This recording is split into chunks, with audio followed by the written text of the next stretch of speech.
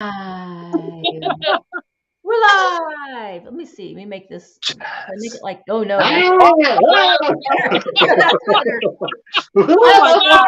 everybody. Welcome to Vintage Rescue Squad. Have y'all had a crazy day today? Because I have. It has been a crazy day.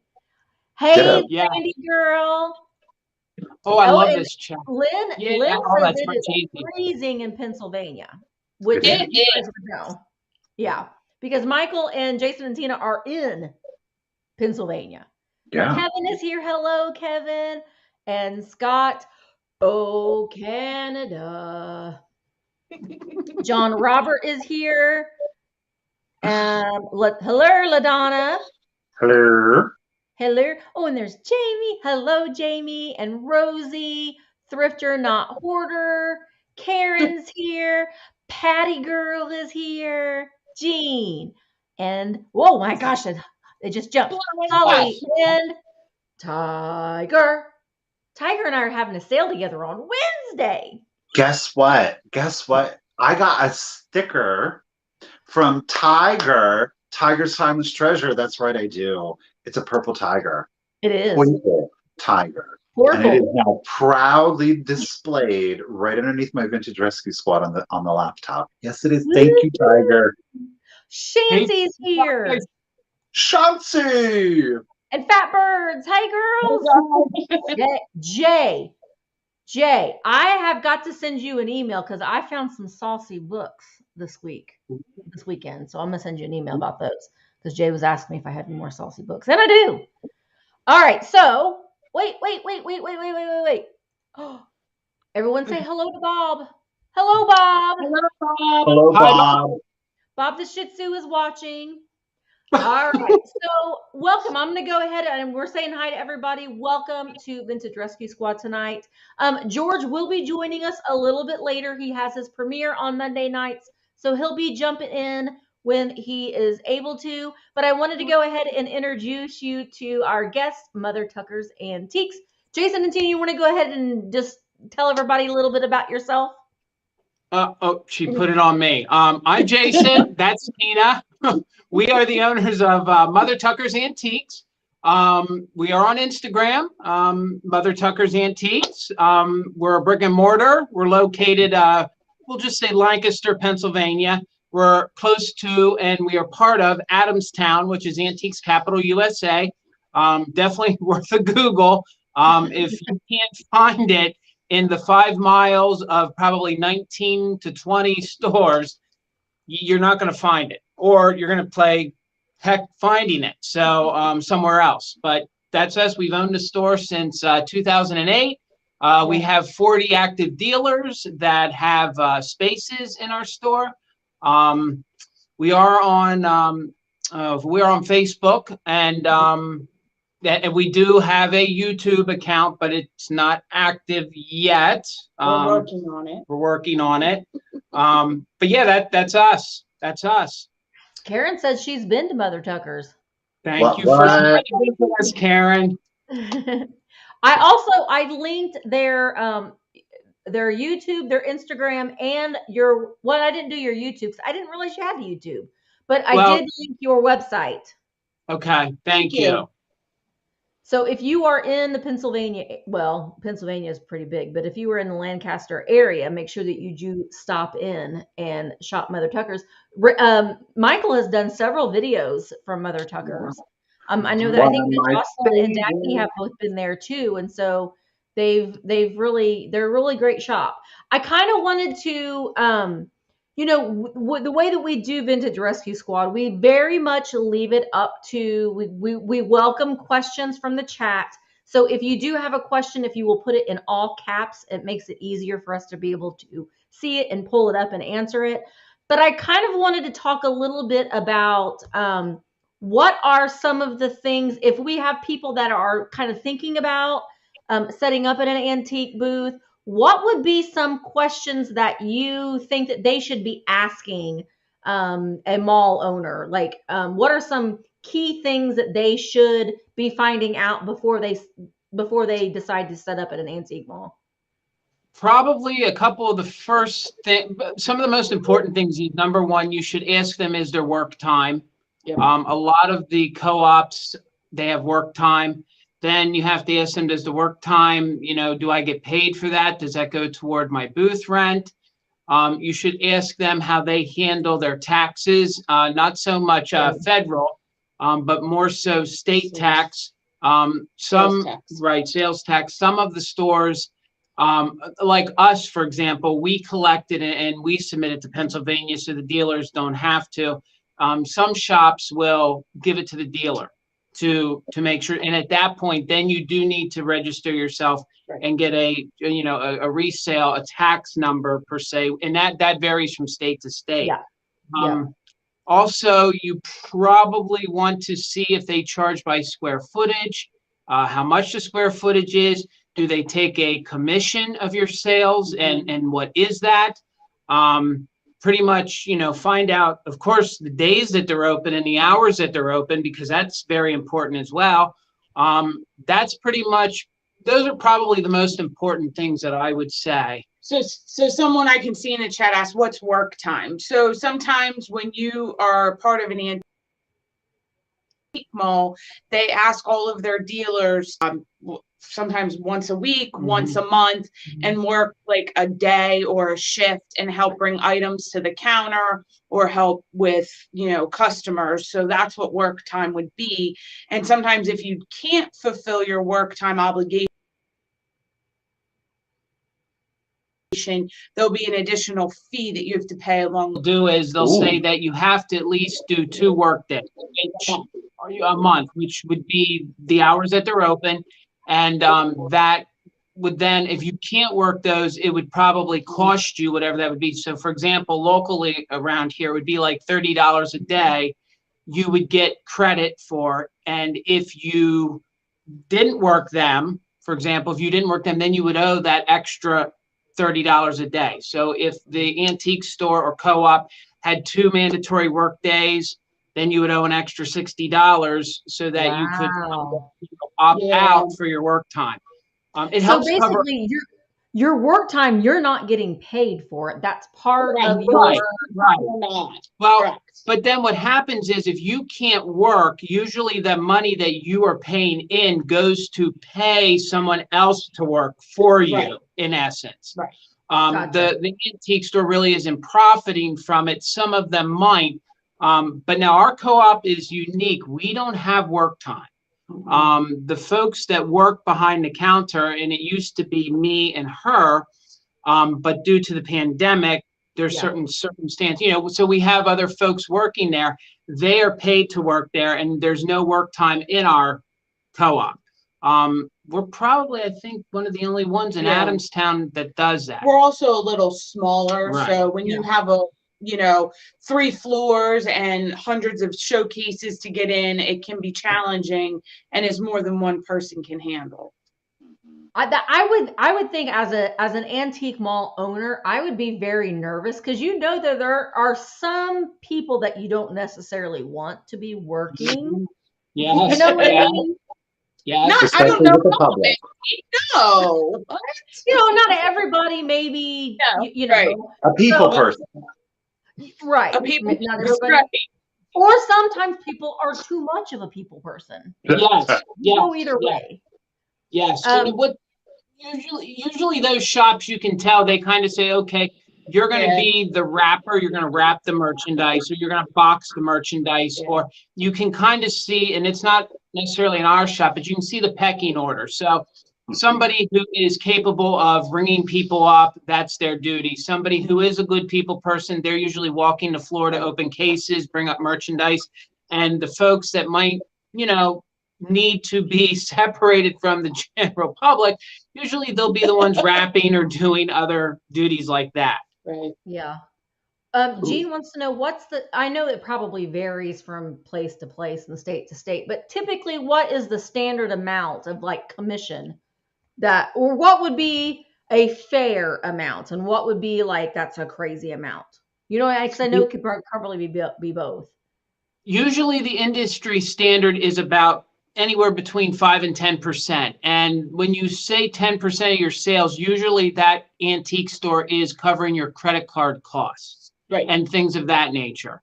Ones that are usually charging like the 10%, they're covering everything. That goes toward advertising, that goes toward any Credit card extra. fees. Right, Right. That exactly. doesn't seem that. I kind of feel like 10% seems low. Yeah. Well, Like I thought it would be more, to be honest with you. Well, in the antique world, we are still always probably a decade behind because Yeah. we run very old school, a lot of them. Even if we have, POS, even if you go into ones that have POS systems that are all digital, the way they're run, we're still running as if it's the 1990s. That's Yeah. just the world of antiques. It's And just I think it depends on how much rent is. Right. You're not being charged, $20 a square foot. So, I mean, right. I think those things are all relevant because you are paying rent on top of a percentage normally, or Right. just a flat fee. Right. Okay. Everyone, Well, hello, CJ. Jennifer. Hello, CJ. Hi, Hello. CJ. I see you. Glad you're enjoying the show tonight, CJ. Yes. Let's see. I'm going through. Oh, and I also wanted to say too is in the chat, talk to one another too. If you have a question and you might have a suggestion or an answer, go ahead and type that in. We're all in this together. We're all hanging out together. Oh, I see Tina. Hi, Tina saying hi to CJ as well. Hey, I do have a question. Like when it comes to and I don't, of course, I never mean to put anybody on the spot, but of course I'm going to. But is there a difference? Okay, so like, say somebody comes in with their bank card, right? And they can run it as credit, which means that like MasterCard, Visa, American Express, you then as a business are charged a percentage to be able to access those credit networks. Do you guys, and I guess it would depend on kind of the system that you're using, do you also have to pay if somebody were to use it as a debit, putting in a PIN number? Does the bank charge you then, or? It varies. It varies on who is your processing company. Right. You can use a national company, or for example, you can use a local one. Locally here, there's a very big one, and it's called a UMPC. I think it is UMPC. It's right, yeah, and very technical because it'll be a flat fee. I be honest with you, credit card companies, and we all know they're very good at all these little fees. So like, for example, I think it's at $30 if it's a debit. Point of sale, if it's $30 and you decide to credit, it might cost you 40 cents and then a percentage. But it is constantly changing, and it's very hard to keep up. So let me just say one thing to anybody out there. If you want to support your small ant stores, please use cash. That's the paper stuff that we used to carry in our pockets. Yes. Or use a check that's good. Yeah.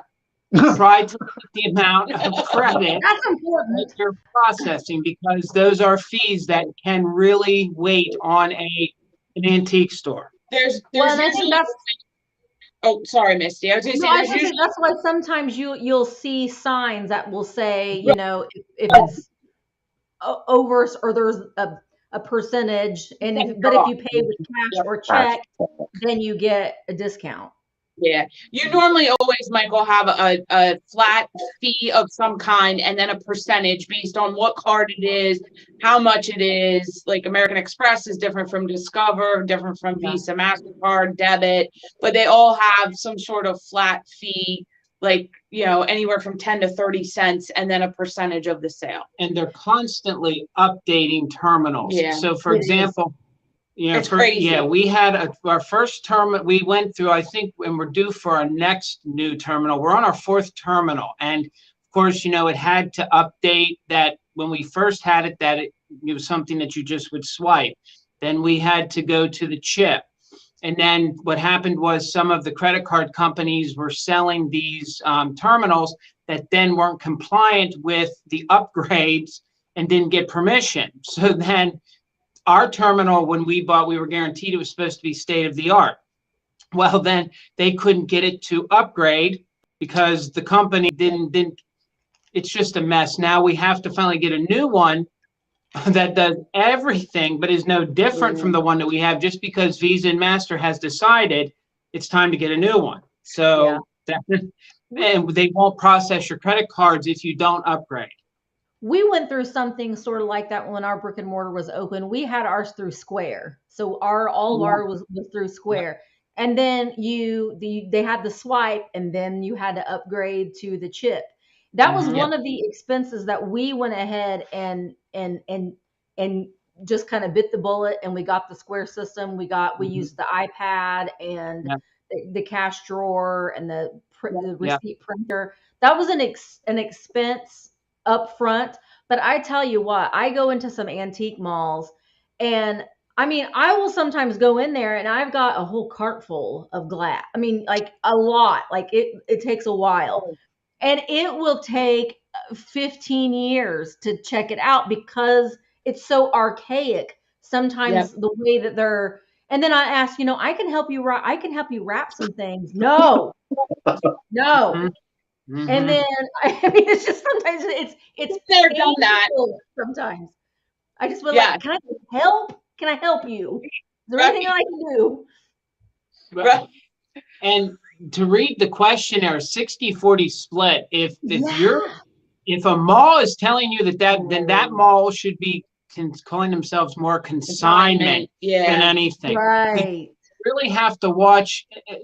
When I say you, I mean folks have to really watch on how they're defining these stores, because there is a big difference between a thrift store, between an indoor flea market, between an antique store, between a mom and pop that it's just they own the antique store.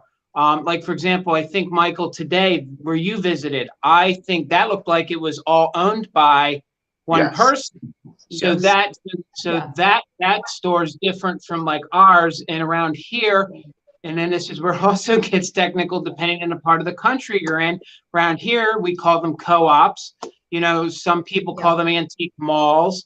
But for you to walk in and question them to say 60-40, that seems more like a consignment shop than it would be an antique store. And you should be making the higher dollar amount than the store. I mean, that 60-40 should be should be swapped around. I had consigners in my store, and Karen saying that her old shop used to handwrite every item. What I did is I had we do. Our people write it down on a piece, like we have sales books and they write each item. Listen, I write my own things down by hand because I'm old school like that. But like I kept receipt spikes, and so or bins, and so you take the tag off, you stick it in that bin, and then after the end of the day, then at that point you just go through and divvy it up. But I only had like 5 consigners. I didn't have 40. And you know what I mean? So it was easier for me to do it that way than what we do is everybody codes their things with an initial. And then what we do is we never wanted to upgrade to a logger, one of the new antique loggers, because you can, for example, when you, like when you go to a bar, if you sit at the bar, like I'm going back pre-2020, the old days, you ponied up to the bar, they would open a tab for you. So you could have 6 people sitting at the bar all running a tab. Well, a lot of the antique loggers don't open more than 3 tabs. And since our store cater to 3 kind of customers. We like retail, and we also cater to other dealers. So we are a very dealer-friendly store where you can come in and buy something, and there's still some profit on a majority of the things that you buy at our store. So we move a lot of inventory. We're not moving just 1 or 2 things. So we have to have, when we're very busy during extras, we have to have like maybe 7 different, tabs open. A logger would not benefit us. It would slow us down and it would deter customers. So that's why we use the old style, carbon copied books, and it's all handwritten. Yes, there's time involved, but we actually save time because as we write it, then we go to the register, ring them up. All those slips sit to the side, and when it's slow or when we close, then all that gets entered into the logger, so then we can catch up at our leisure. If we Okay. some other shops, when we're having extravs, what they will do is they'll say, why don't you go have dinner and come back in an hour and we'll have your things wrapped up and ready for you. As an antique dealer, I'm not comfortable in doing that. I want to stand there and watch my stuff get wrapped. And that's how we've done it, because we've always geared Mother Tuckers around what we would want as customers, not so much as owners, but as customers. So I also think it's important to note, like, our holding area is actually our countertop, and Michael knows that. So normally as people are bringing items up, we're writing it up and then keeping track of it that way, which is helpful. Where Misty, I agree with you. I've been to some places, they have like a holding bin and you bring up like, 20 items and you're like, should I like make dinner for everybody? Like, Right. Well, That's one of my I big. want to help, but sometimes they don't want you to help Right. at all. But He gets mad because like I've helped wrap and he's like, that's not your job. I'm like, I don't want to be here for like till Tuesday. Like, come on.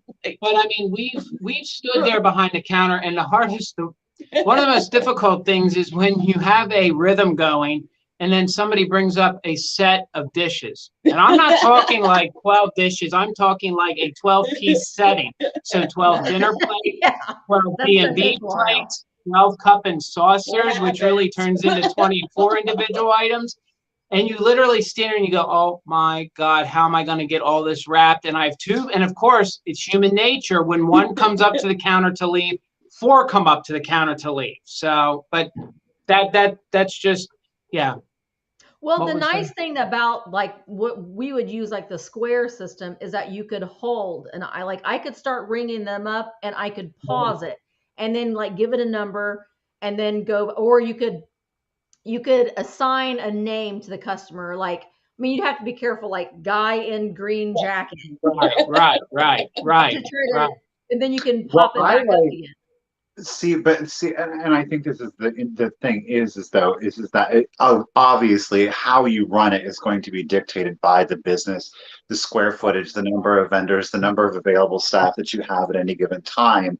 One of my favorite things is especially some of the medium to larger stores, is as you're walking around, you're given a number and you have a cubby hole. And whether it's you taking the stuff up and you've been given a number, or they take the stuff and they say what number and you say 60 and they put it in the cubby for you. However, I think, and I guess I understand as a reseller, because, and I think Misty, you can relate to this too, is that you're put in a position of, do I wrap this? And then they're like, oh, I changed my mind on it. It's the same thing for us. It's kind of like we do wrap and box and it's ready to go. And then somebody doesn't pay and you're like, I gotta. So I think my thing, and I guess I get it, but at the end of the day, I'm kind of like, because I've been in places where people are like, do you want me to start rapping? And I'm like, please. Well, sometimes I'll bring my stuff up and I'll say, I for sure am getting everything here. If I'm thinking about something, it's still in my cart. You know what I mean? Same. Same. Or I've brought things up in other stores and I said, these 10 things are definite. Could you just sit the one thing to the side because I'm not sure? And that does get awkward in our store when we're on the side of the counter helping folks. You ask them, you have that moment sometimes with folks that feel a little put off, but I'd rather have that one that feels put off and have 20 people think I got out of there. I got out of there in a timely manner. So Michael and I both we went to the Heart of Ohio Antique Mall in Ohio. And where was that at, Michael? Not Columbus, Ohio? No. You are asking me where that's. You don't near Cincinnati. Oh my gosh, I cannot think. Anyway. No, it wasn't Cincinnati. They had a wonderful system. And it was very much they had, and this is a huge mall. I mean, there was like wings to it. Yeah, they had wagons. They have the Yeah. wagon use. Yes, Yeah. they have the wagons, and then they have these guys and women, workers, Yep. wearing these red vests, and you could hear them coming because you could hear their keys jingling, and you're like, Uh-huh. I need a man. That's what I kept saying. I need a man. So I wanted to get something out of the case, and they will come and they will take your basket. They'll give you a little clothespin, give you Yeah. an empty basket, and then it was wonderful. It was a really probably a trial and error system that they've perfected over the years, but that was a wonderful thing. And there's something psychological to that too. Just like, now I have an empty basket, I must Yep. fill it now. Yep. You know, Yep. so Well, it was that's like great. that's the one thing I can't though is just like Free. as a shopper, if I'm like walking around and I can't find anybody, I'm like forget it, and then I just move on. Yes. You Yeah. know, like I, mhm. I used to loathe looking in cases. I do look in cases a lot more because I've discovered that it isn't because you think, okay, it's locked up in a case. Oh, it's too much. It's like expensive stuff. But that's not the case. I have found great deals Right. in a locked Right. cabinet. It's a pain Right. Yeah. in the butt to because Uh-huh. you feel like you're bugging like the worker. Yep. Right. And Yeah. especially like with me, I will like look at several cases and then go and get them. And then I'm like, hell, I don't remember what I was Yeah. looking at Uh-huh. in each one. Yep. Some of the larger malls are smart. They normally put those little like golfing pencils. You know, when you play miniature golf, the Yes. little tiny pencils and paper That's a good around, idea too. and then you write it down. We've been to malls like that. Now we're fortunate where we're about 4,500 square feet, so you can yell across our Yeah. store if you wanted to and say, "Yo, I need I help." But need a man. I Right. need a man. a lot of our dealers recognize and have known that we're a small shop, so a lot of the cases in our building are unlocked, so you can just open them Yeah. and help yourself. But that's how we handle it. Doesn't mean that that's what somebody 4 times as large as us is going to Right. do, but yes, that's what we try to do when it comes to cases and things. See, and Carmen, you bring up a good point, and this is something when we're thinking about when you're going to you're going to spend the day going to antique malls. So, like, Mhm. what are some things that we should take with us to have Your in our phone.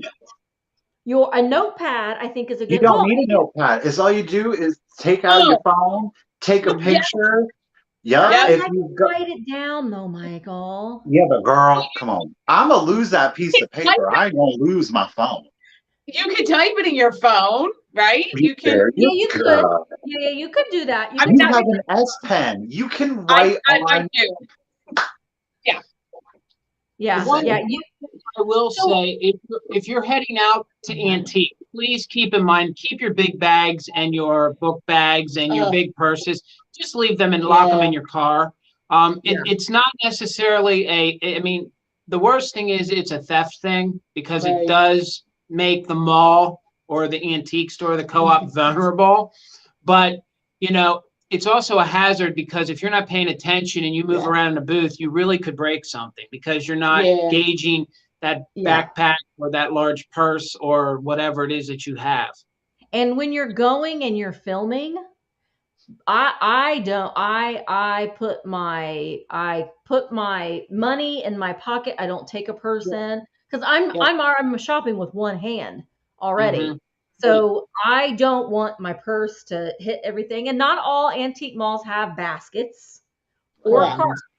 An Right. antique mall that has a cart I love, but it can be in the way. It can also be in the way. Um, Mhm. so yeah, I just prefer just putting everything in your pocket or in a fanny pack or however you feel comfortable. And those black light keychains are great. You stick that on your keychain and you have it with you. You don't have to carry your mag light with you everywhere. Mhm. Um, okay. Band-aids. Yeah, I know what you meant, Karen. Karen said Van-Aids, but I figured you were talking about Band-Aids. Uh-oh. Antique Mall in Ohio had light switches all over, would light up blinking red if you needed something unlocked. Oh, The workers would come and open the items up. That's great. Yeah, I think over the years, antique malls, if they've been in business for a while, they get a system or they figured out a system that works best for them in the space that they're in. So I think I've that's been in a great. couple where they have the phones. Maybe. That's always interesting. They're like, use phone, and it calls down. Like if you're on a multi-floor, you pick up the phone, it's all connected, and then it rings down at the front desk, and you're like, I'm at XYZ, and then they send someone up. That's like Pizza King. You all don't know what pizza, and some of you might know what pizza, where you called ring, it's called a ring-a-ding, and you're sitting at your table and you call the ring-a-ding and you order your pizza, it goes back to the thing. It's a thing. Some of my Indiana people know what I'm talking about. T- Yeah. Tina and Jason, you're frozen. We're not ignoring you. You're frozen.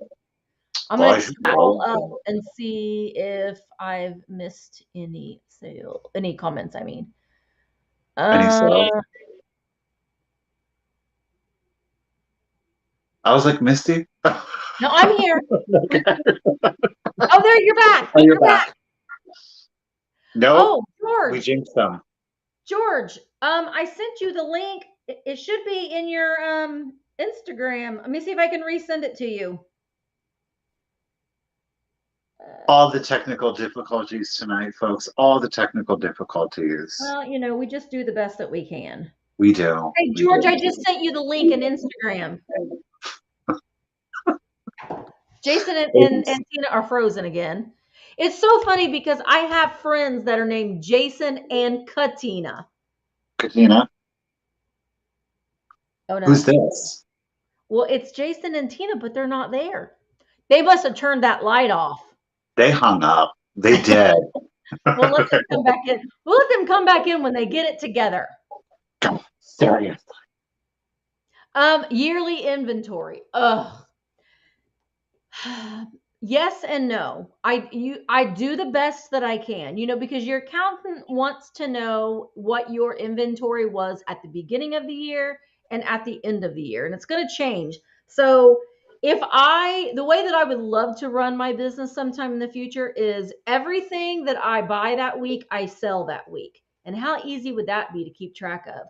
But I have things in my shop that I've had for 5, 6, 7 years. So it's still sitting there. It's really hard to do an inventory system on antiques because you don't have like a SKU, like you have the one-offs. So you have to kind of go by what it was last year, and it can be a little tricky. That's interesting that you said about, buying and selling that week. And I honestly have to say, oh no.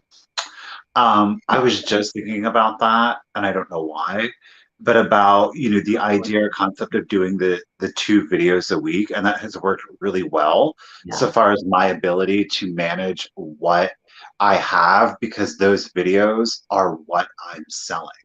And I'm really trying to stick to that. So if I bought it, I'm selling it. There's no, oh, well, I found this and it's better. No, doesn't matter. Sell it. Oh, Mother Tuckers, you're there, but you're not. are you guys opening it in Chrome? We can't. And we can't hear you either. I would like completely exit out, like Yeah. completely exit it all the way out. Follow the link back in. Oh, not Chrome. If you guys are using your iPad, I think, what is it? What is Apple use? Safari? I don't know. I don't have Apple. I don't do the Apple. Michael, do you resell full time? We're just going to answer some No. questions while we figure out all these kinks. No, I don't. And I wish I did. It's more than a wish, because let me tell you what, I was going off before we came on to Vintage Rescue Squad about, working for someone else.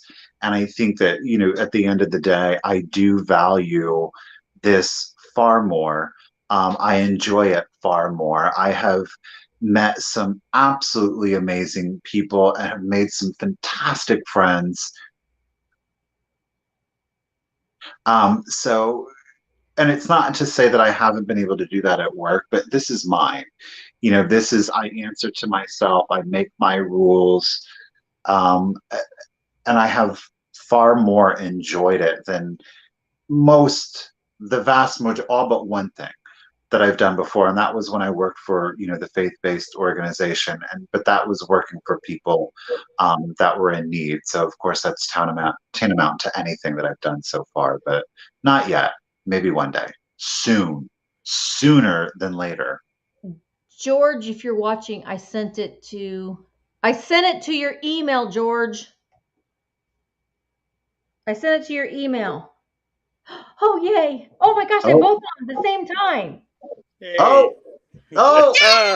Yay! Hey, hey, hey.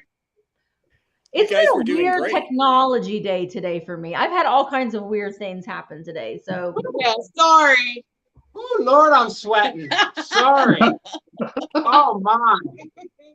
you know what? It's good. We do what we can with what we have. Amen. Yeah. Oh, I was in the chat. George, I was trying.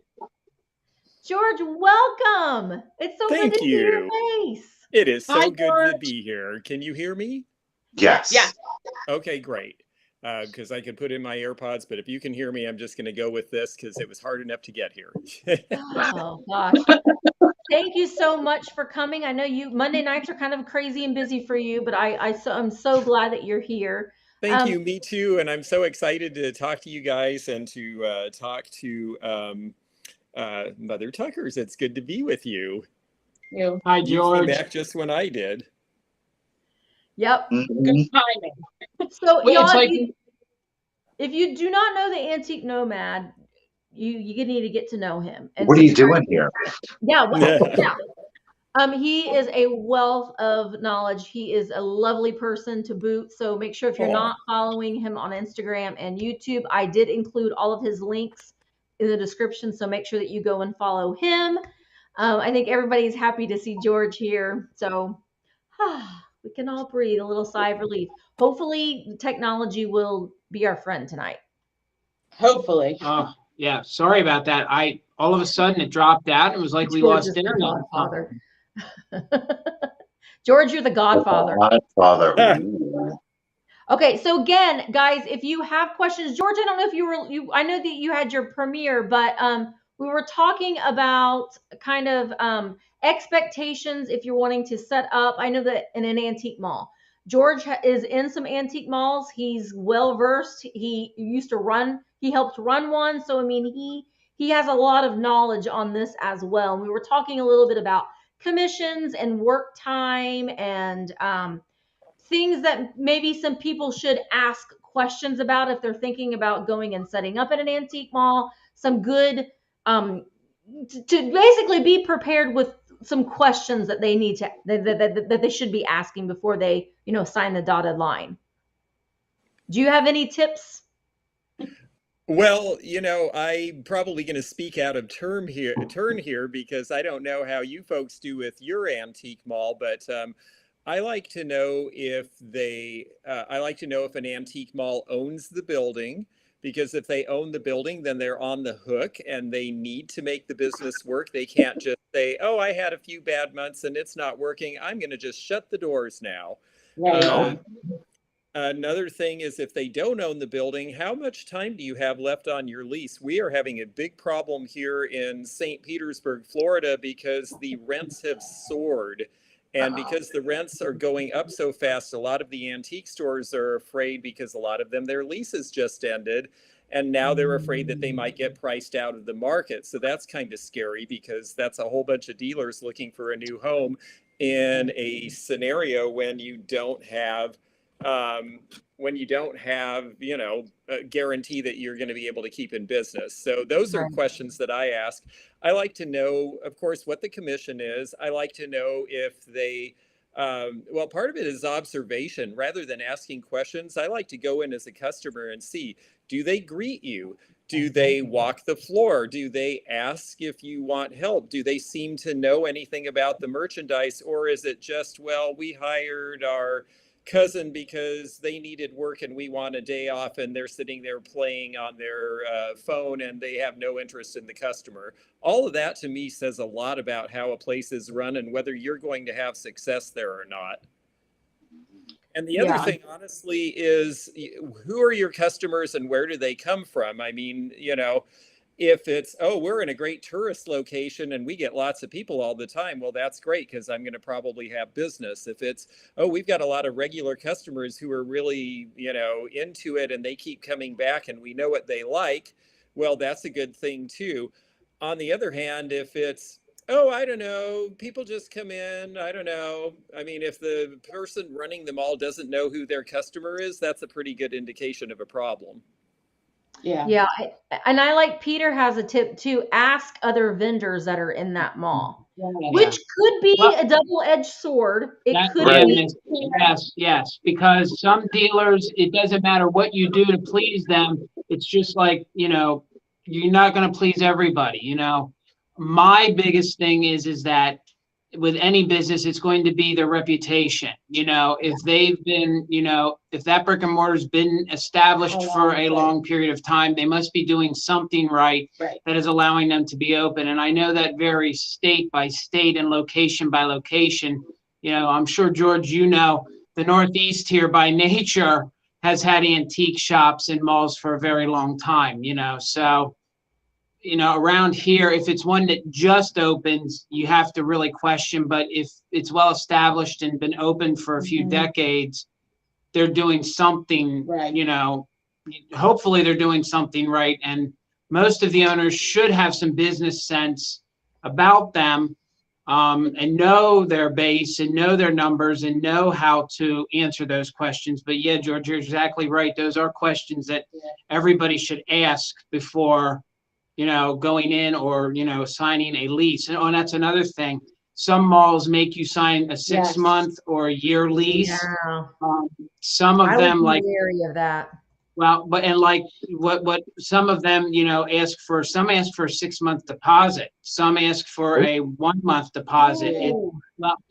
Usually the ones that ask those kind of things, those are serious malls. Those are malls that have been established for a long time. For example, like the Heart of Ohio, I wouldn't be surprised that if you looked into it, if you wouldn't find it, they have strict guidelines, because if they are bringing you in, they want a serious dealer. They just don't want, at that point, it depends in the pecking order where you fall. Are you just like some, right, like if you're established and you have a reputation, your dealers need to help, you know, keep your reputation reputable. So you can't just let anyone come in.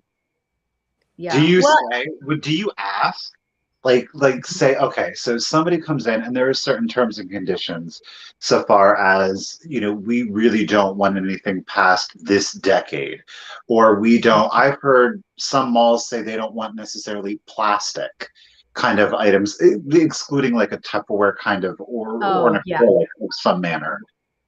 Do you, when somebody comes in, do you say to them, what kind of items are you selling? What era are you selling from? Like, how do you, and George too, how do you maintain or uphold aesthetics and a reputation well, there's a and not difference between flea market and antique mall. right? Do you want, George, why don't you go ahead and answer first, and then we'll answer.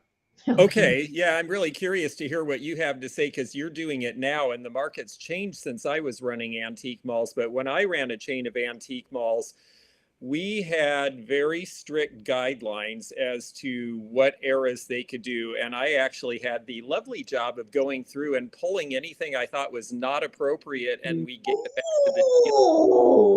Ooh, there were some that got mad. I had a great story about that. So one of our rules was you can't bring in anything, even if it's great, if you can order it new out of a catalog today. And I had a dealer who came in and they were selling like $10,000 a month in costume jewelry, and they went to Europe and got all excited about Zolnay porcelain. So they brought old ones in and they sold. So then all of a sudden they started ordering all these new ones that you could just order right out of a catalog.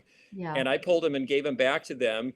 And I wasn't there when they came in, and the manager of the mall called me and said, they are going to move out because we took all of their stuff and gave it back to them. And they're really angry because they said it's great quality and we brought all that stuff. And I said, I agree. It's wonderful quality. I love this stuff, but I can't compete with a gift store that can order the same thing. It's Right. got to be out of production.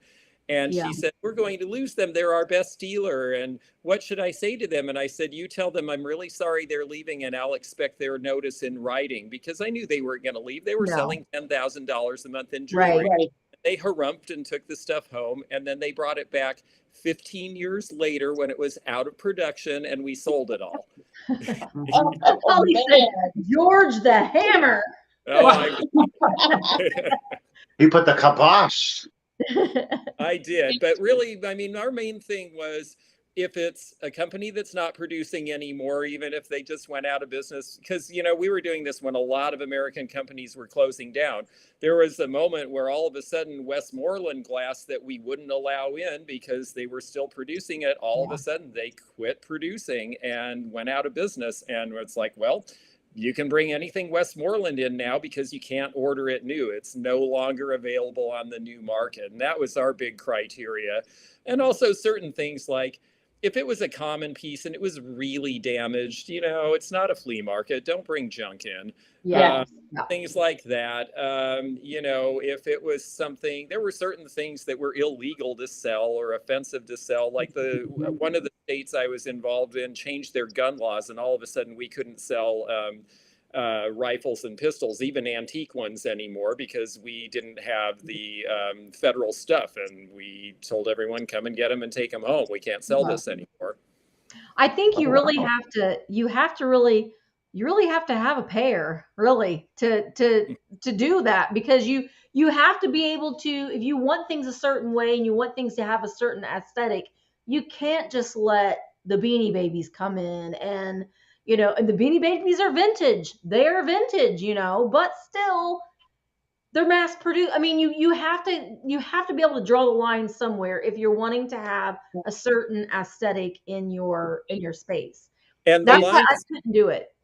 And the line is not clear either. I mean, there's no hard and fast rule. It's like Etsy says things are vintage if they're 20 years old. To me, if it's toys and childhood stuff, that's true. But if it's other stuff, 20 years, there's stuff that's still being made that was made 20 years ago. So to me, that's not vintage. So, you know, it's nebulous. There isn't a perfect answer. So how do you guys handle it in your mall? Well, first of all, I want to say it's a delicate dance. It's a very delicate dance, and it's going to vary shop by shop. Antique malls are just like any other retail store that you go to.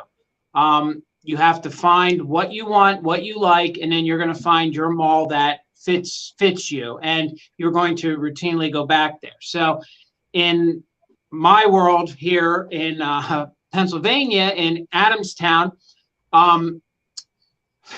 this is a very delicate dance. You have to remember that the full name of my shop is Mother Tucker's Antiques and Collectibles. Okay, so we first of all, yes, when somebody wants to become a dealer in our store, we do screen them. There is an interview process. There are questions that are asked. It's going to be, are you new to this? Have you done this before? Do you sell virtually? Do you sell in other stores? Do you sell in flea markets?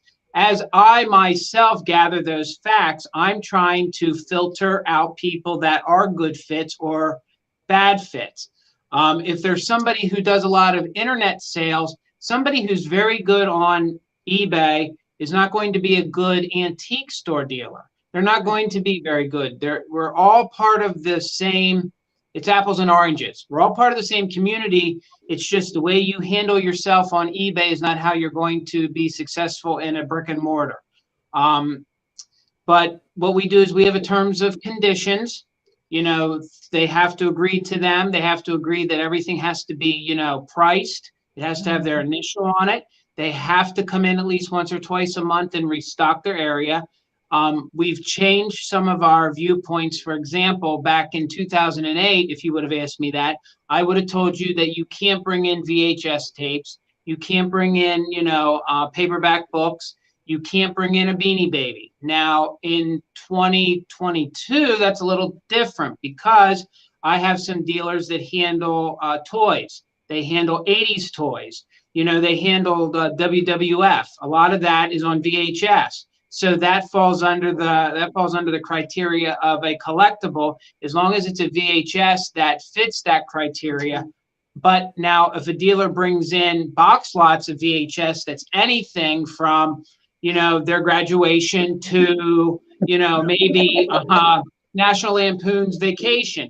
That's not quite what should be sold in that store. So that would be asked to be taken out. So it's very difficult to answer that question. It's up to each mall, but at the end of the day, it's up to the integrity. You don't want to be labeled, like Misty said. I agree. You can very easily become an indoor flea market. Yeah. In Which my- I don't have. I like an indoor flea market. Right. In my shop, I have a designated person who does farmhouse. I have a person that does designated Amish things that are all cast iron that come from, you know, the Amish. Now, if another dealer started to compete and do that, that's an issue. Those are our two people that do that. We have one person that does toys. If somebody else went, that's how we handle it. Some other malls don't handle it that way. Sorry, but that's, and you guys, you know, do keep in mind. I mean, Mother Tucker's is a smaller store, so, but it's not a small store. Right. You know, that makes sense because it's like there's not, you know, if you were 3 floors, 2 floors even, and you had 3 people that were selling vintage toys, it makes sense because they're not right there butting up against one another. So respect for that. I know, for example, I'll give you one example, and this will play off of what George was saying. There's another mall that's local to ours, and I'm personal friends with the dealer. And years ago, he went in and he carried Fiesta ware. And he brought in Fiesta ware, and he had some vintage, but he had current colors that they were selling. That mall had him take out all those current colors. If you ask me personally, I disagree with that because I feel that Fiesta is a collectible. So if you had a whole booth of Fiesta that you were driving to West Virginia to get, yes, I have an issue with that. That falls under what George was saying. But if you had maybe 2 cream and sugars and maybe a dish set, and 90% of that was, you know, vintage 50s Fiesta, that I'm all right with. It really comes down to a situation by situation. Right, because that dealer is a specialist in that thing, and that's where it's not a hard and fast rule. The other thing too is that Fiesta is very hard to order from the factory. I tried for 5 years to order direct from the factory, and they were just like, "Oh no, we're up to capacity. We don't need any." Really? Yep. They were like, "We have enough business, thank you." They really were. They were just like, "Oh no, we don't need you," and they weren't kidding. Well, you know, and that's why Which too. there's something to be said about that though, because then you're kind of like, "No, I want it." Yeah. I think even some dealers used to get their factory seconds and then resell them. Because I know, for example, like there was there was a dealer said that would show up in Brimfield that had a lot of Fiesta, and you knew that it was like scratch and dent almost, or maybe something didn't pass. I don't know for a fact, but I know that it was rumored that it was like seconds, you know, and that's how they could get a bunch of it. Well, I love a second and I love a beeline. I don't care what anybody has to say. I think that there is something to them. I think a lot of times, depending on the flaw, it can actually, again, it's rare that it can happen, but it can actually enhance the piece to it. But because it doesn't fit a specific uniform aesthetic, to me, that makes it more special because I'm like, yeah, but this isn't how it's from the factory and this isn't how it's supposed to look. Yet here it is, you know. There are people, there are weird people like us that like weird things like that. But there are some people that are the serious collectors, and they're like, "Oh, that shall not be on my shelf. It's trash." Right. So I mean, that's the beauty about this. It's to each his own in a lot of different areas. And I know Tim was on here, and Tim had made a really good point too about, you know, dealers that will like price things that are broken for a crazy price. I myself, and I'd seen this in the chat too, I damaged things they don't bother me. I buy them for my own personal collections all of the time, but that's me. I do appreciate it when I'm going into an antique mall, an antique booth, and I see a tag that says "as is." That Yes. is such an Yeah. important thing, because that really to me tells a lot about the dealer. They're Yes. honest, and so you don't have to write "as is" chip on the ear. If you just write "as is" on it, I'm gonna look at it. I'm gonna search. Sometimes I'm like, I don't even see anything. I don't see it anywhere. Sometimes I don't notice it until I get home. Sometimes I don't notice it until I'm having a sale and I'm holding it up. And then I'm like, shit. You're like, Well, where did that there it is. gigantic chip come from? But I think that is such an important thing. If you just write in "as is," it doesn't This mean that it's happened, not going to sell. We no, this required happened it to when I us, was growing up. Misty. Yeah, but this happened to us. We collect vintage Christmas, and we went locally to a shop, and there's a booth that has a lot of vintage Christmas, and he kind of said to me, like, we got to check her stuff because she's known to repair things. And it happened that I found a piece that was definitely retail, but it was completely repaired. It was a good repair, but I wasn't going to pay what I should, if it was perfect, that's the price that she had on it. And so I do think it's very, yes, you need to give a bit of a discount, no different than if you went into a department store and something was damaged or on display and slightly worn, they give you a discount. And you should mark that stuff because people will figure it out and then they won't shop you at all. Integrity. Absolutely. Yeah. When we ran malls, we not only made the dealers mark things as is, if we found damage and they hadn't marked it, we would mark it for them. You know what, George? Yeah, the shop that we were at actually pulled the item because it was in a case. I told the woman, I said, this has been repaired. I don't want it. She looked at the tag and said, I need to take it up to the front to give it to the manager because it needs to be marked on the tag. So it could have been an honest mistake too, but you need to be careful and be thoughtful of those things. Well, and I got to say, in Adamstown, Adamstown is such an amazing place, and all of you guys have such good quality. I mean, it really seems, I know you're there, so you probably will be like, oh no, there's this one down the street. But George, There's one there's in every actually crowd. 2 down the street. Let me There's tell lots you. of down the street. There's lots. We're the black. George, I've always said that we're the black sheep of Adamstown. They keep us south of the turnpike for a reason. So you got to go over. Instead of crossing the tracks, you got to cross the turnpike to get to us. Just to answer one question I did see in the chat, they asked that they see me purchase things or us purchase things a lot on lives. No. I'm not buying those to resale because to be in this business, he has a problem. To be in this business, and I'm sure you guys can all agree, you have to be passionate about antiques and collectibles. So when you see us in the chat, we are 9 times out of 10 buying them for a personal collection. There's not. They like their vintage Christmas. Yes.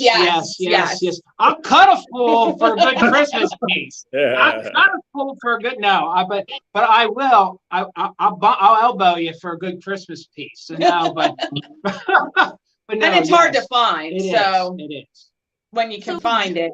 George, will you humor Tim? Tim says that he uses your palm of hand method to find. Will you elaborate on that? Yes, that's not as dirty. That is not as dirty as it sounds. What it means is that when you're looking for chips and cracks, your fingers are calloused. You will not notice every little chip. I see people do this around the rim and then they get it home and they're like, it has a chip. How did I miss that? Use the palm of your hand. It doesn't have calluses. You will find every little nick and flea bite. It works great. I was shown that really early and it has saved me a lot of mistakes. I wanted to quickly mention one thing that I saw in the chat too, and I think it might have been a little bit of a misunderstanding about something that you folks were saying about eBay people not being antique mall people. I think what you're saying, if I understand right, and correct me if I'm wrong, because someone in the chat was like, oh no, I know people who do well on eBay and in antique malls. And yes, that's true. I think what you're saying though is that the types of things that you might sell better on eBay Yes. versus in a mall Yeah. vary. And I'll tell you I can illustrate an example. It's been interesting for me this season because I'm online more now, and because I've been doing more live sales, and because I've been more involved with eBay, and I do my monthly thing. And I'm going to go on a thing called Whatnot tomorrow and do a live sale. It's a new platform, which, by the way, check out my community tab, a little plug here, and you get a link and you get $10 off your first purchase. And Oh, I blah, didn't blah, even blah. know about this. It's a What new is it thing. called? What not? It's called Whatnot, and it's a live sale platform. And I know we can do live sales that are great on YouTube, so it sort of seems redundant in a way. Except I want to try it because there's not a lot of vintage people on it yet, and they're really trying to get vintage people involved. But also because I want to sell a bunch of like glass items and costume jewelry where it's cute, but it's not like, oh, it deserves or needs a big explanation like I tend to want to do. And so it's just going to be like, here it is. It starts at $9. It starts at $9. It starts at $9. Bing, bing, bing. So we'll see what that's like. But anyway, I got way off the track. I'm sorry. The point of this is what I was saying is that I have been finding, because I've been buying for online, I have things that I know I should be making money on, and I'm taking them to shows and putting them in malls because, oh, I don't have time to do eBay right now, and they're not selling because it's a different customer and they're not looking for the same thing. And at the same time, I know people do it.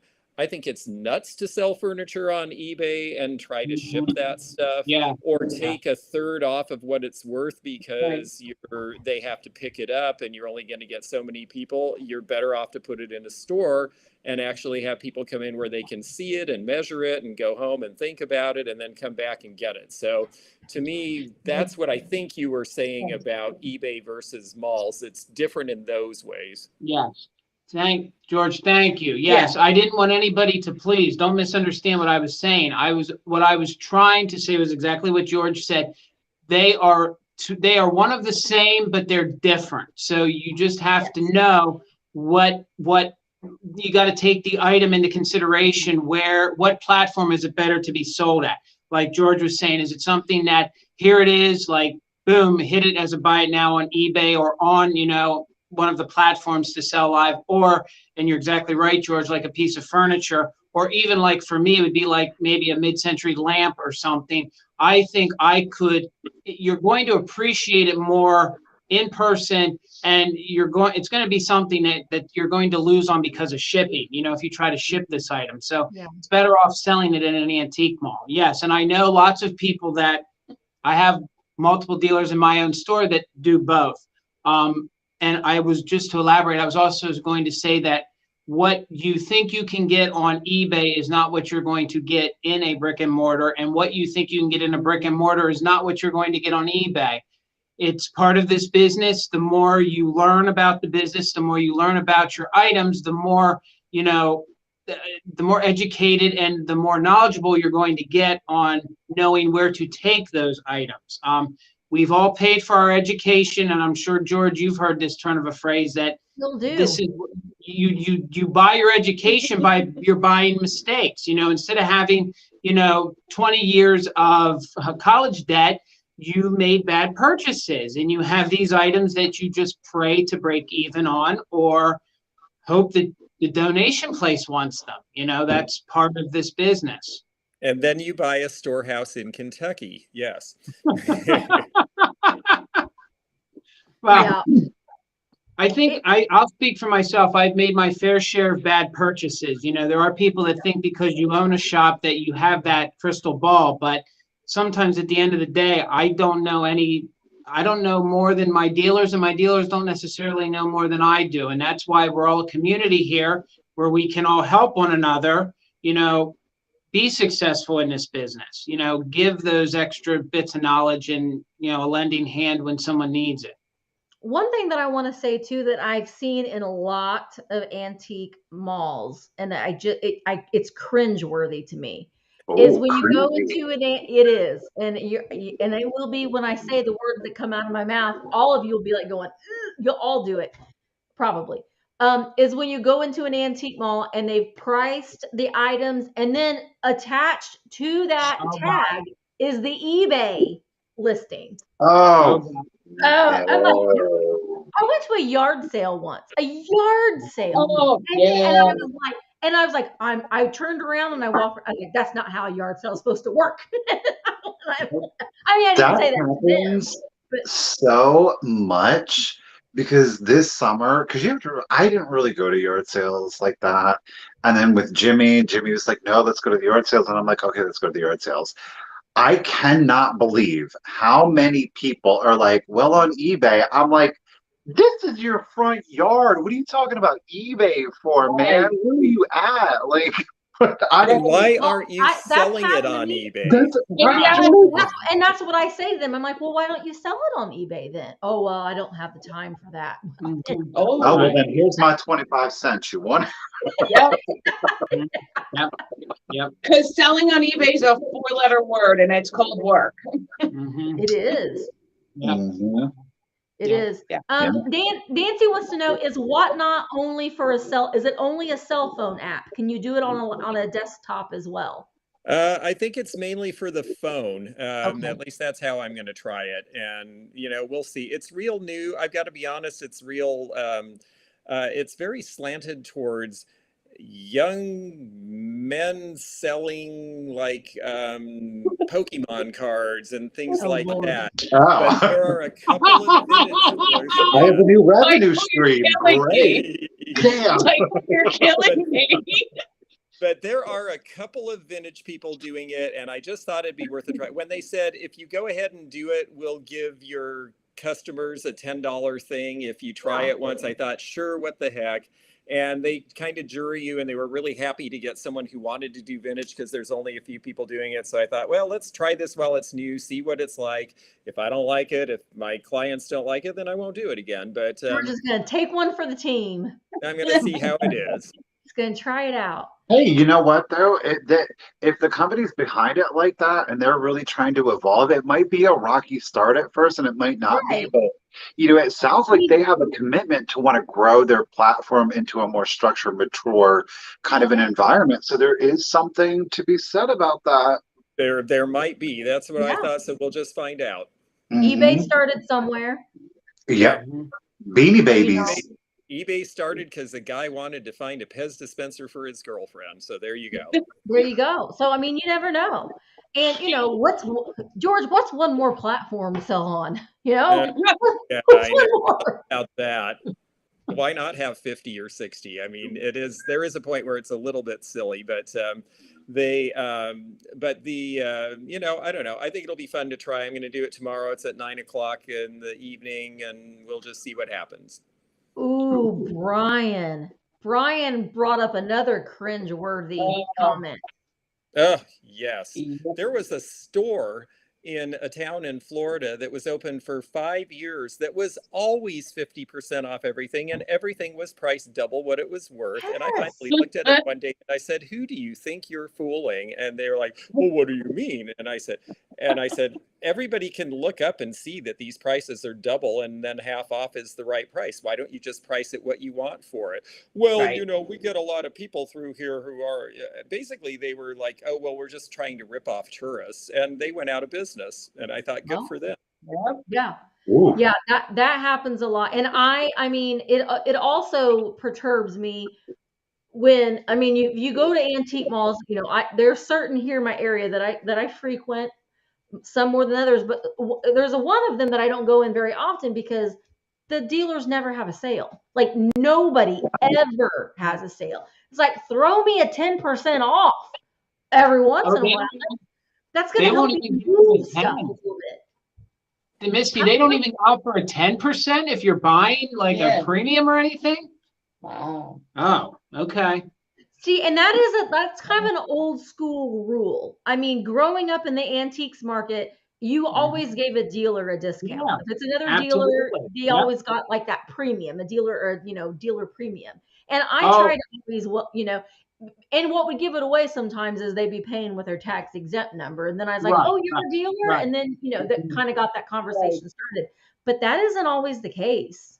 No, I remember they almost burned us out with pitchforks when we first took over, because when we took over the business, I remember looking at her saying, they want what? A 10, a dealer? And we took over, and the first week we didn't do it. Trust me, by week 2, we understood what a dealer discount meant. And we, yeah, let's just say we fully understand now. And Mother Tucker's only did that for the first week that we had ownership of it. Yeah. I've never heard. Well, I mean, I guess I've heard of it, but I've never gotten a dealer discount anywhere. If you go, what you do is, if you go into an antique mall now, you have, come on, let's be You're gonna have real. to If you're a retail customer, don't pony up, and I'm not saying my shop, but don't pony up and ask for a dealer discount. But if you routinely purchase things from an antique mall, there is a gentleman's agreement, or there is an assumed that there's going to be a 10% off. Now, at my store, 9 times out of 10, you're going to get the 10% on an item over $10. So, We're but here, it just here varies it's mall over by mall. 20. Or sometimes 20. Yes, is the most, other some one, of them yeah. are 20. Okay, It just I'm gonna- depends on your location and what your locals do. I'm going back up to look at the.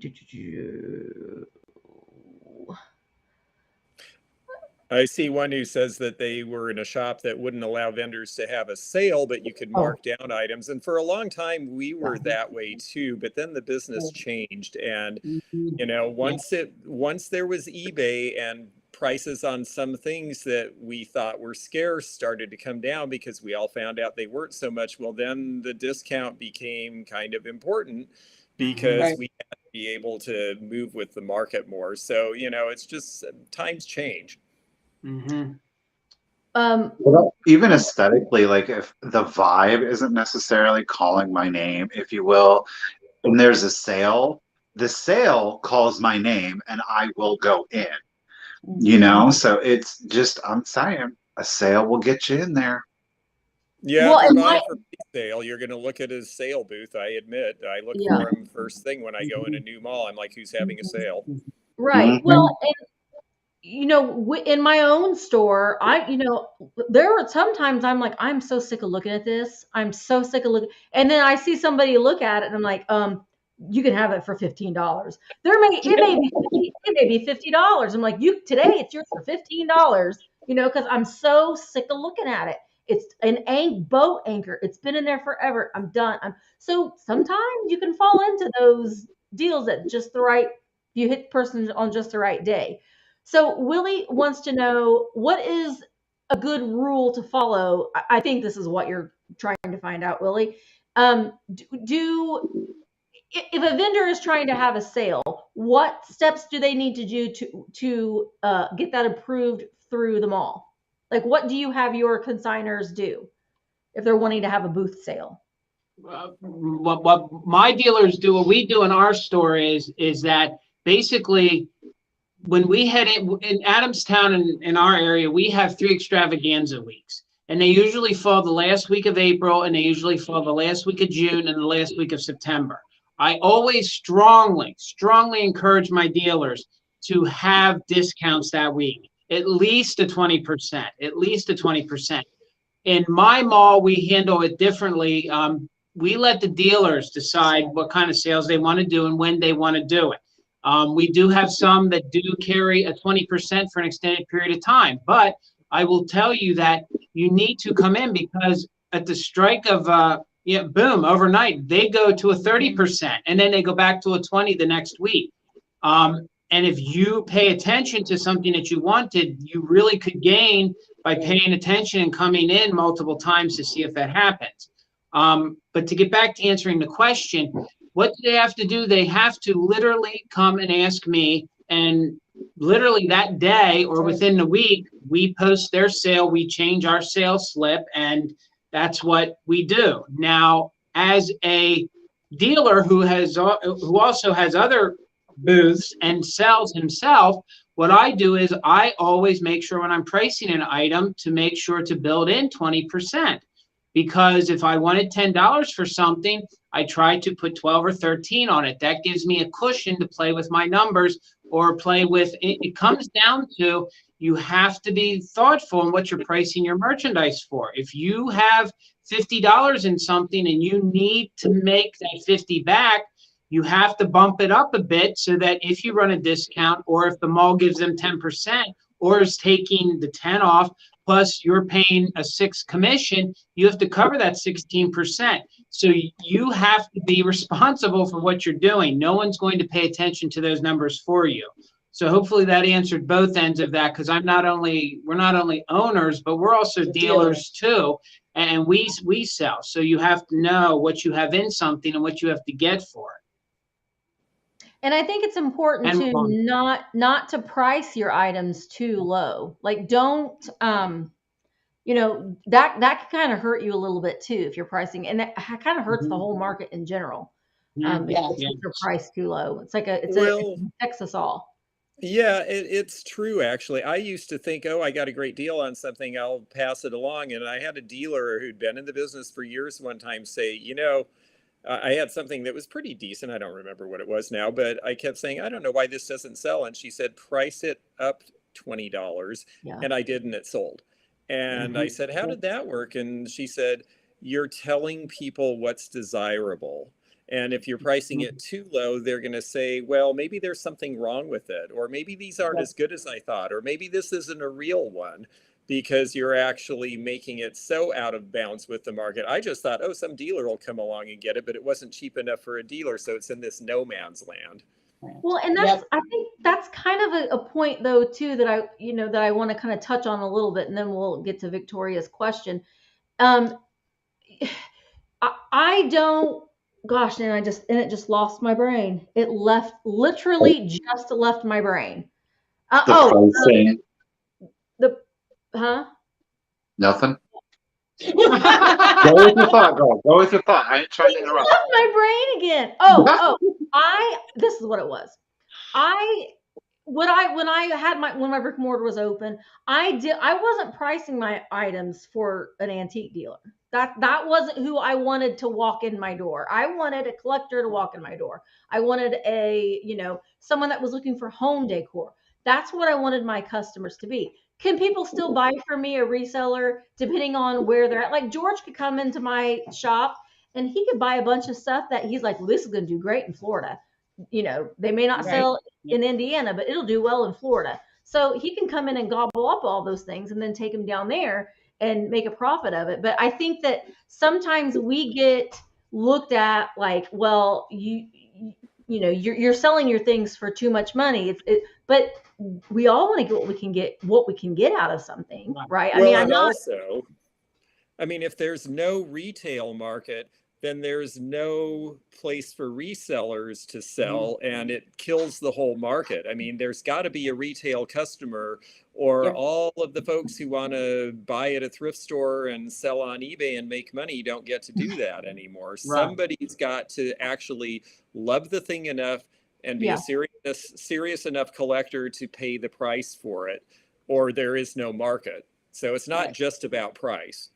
Yeah. It's an ecosystem. It really, truly is. It is a complete and utter ecosystem. And if you take one part out and you think, oh, well, you can take out the resellers and it'll thrive, but it won't, because you don't have anybody. A collector isn't going out every day or nearly every day and sourcing multiple different locations, identifying and pulling those things at a reasonable price to be able to bring them at a reasonable price to retail that, one, is affordable, but still, two, doesn't destroy the market by devaluing, as George was saying earlier, by devaluing things, because then who wants it then, Right. Oh, that's really true. We had a situation in the Seattle market. All the flea markets were in drive-in theaters, and all of them were bought up and turned into Home Depot and Lowe's, and there are no flea markets, and it has really hurt the market because there's no sourcing other than estate sales. So now everybody goes to the estate sales. They're super cutthroat. The estate sales have all raised their prices. There's no margin, and dealers are quitting because they can't get merchandise.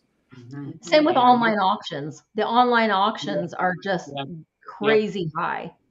Yep, high bid has made it very difficult to. Basically, I can't blame high bid. It's the pandemic. Yeah. This is one of the multiple bad things that has come from this, is that a lot of here in Pennsylvania, and Michael, I'm sure you know, we have a lot of auction houses, at least down here in this part of Well, Pennsylvania. here we go. We, I Michael, would have to drive to you guys to go to an auction. Wow. right. We do, should I say then, our area, the southeastern part of Pennsylvania, we have always been known for our mud sales, and we've been known for our auctions. You have And the then Amish, yeah. Right. And then what happened is, because of COVID, it was not safe for them to have, anybody coming in, because a lot of those people aren't going to mask. They're not going to get vaccinated. They're not going to do those things. But with all that aside, then comes high bid. So now it's become a very retail, and it's going to be interesting into the next 6 months to a year.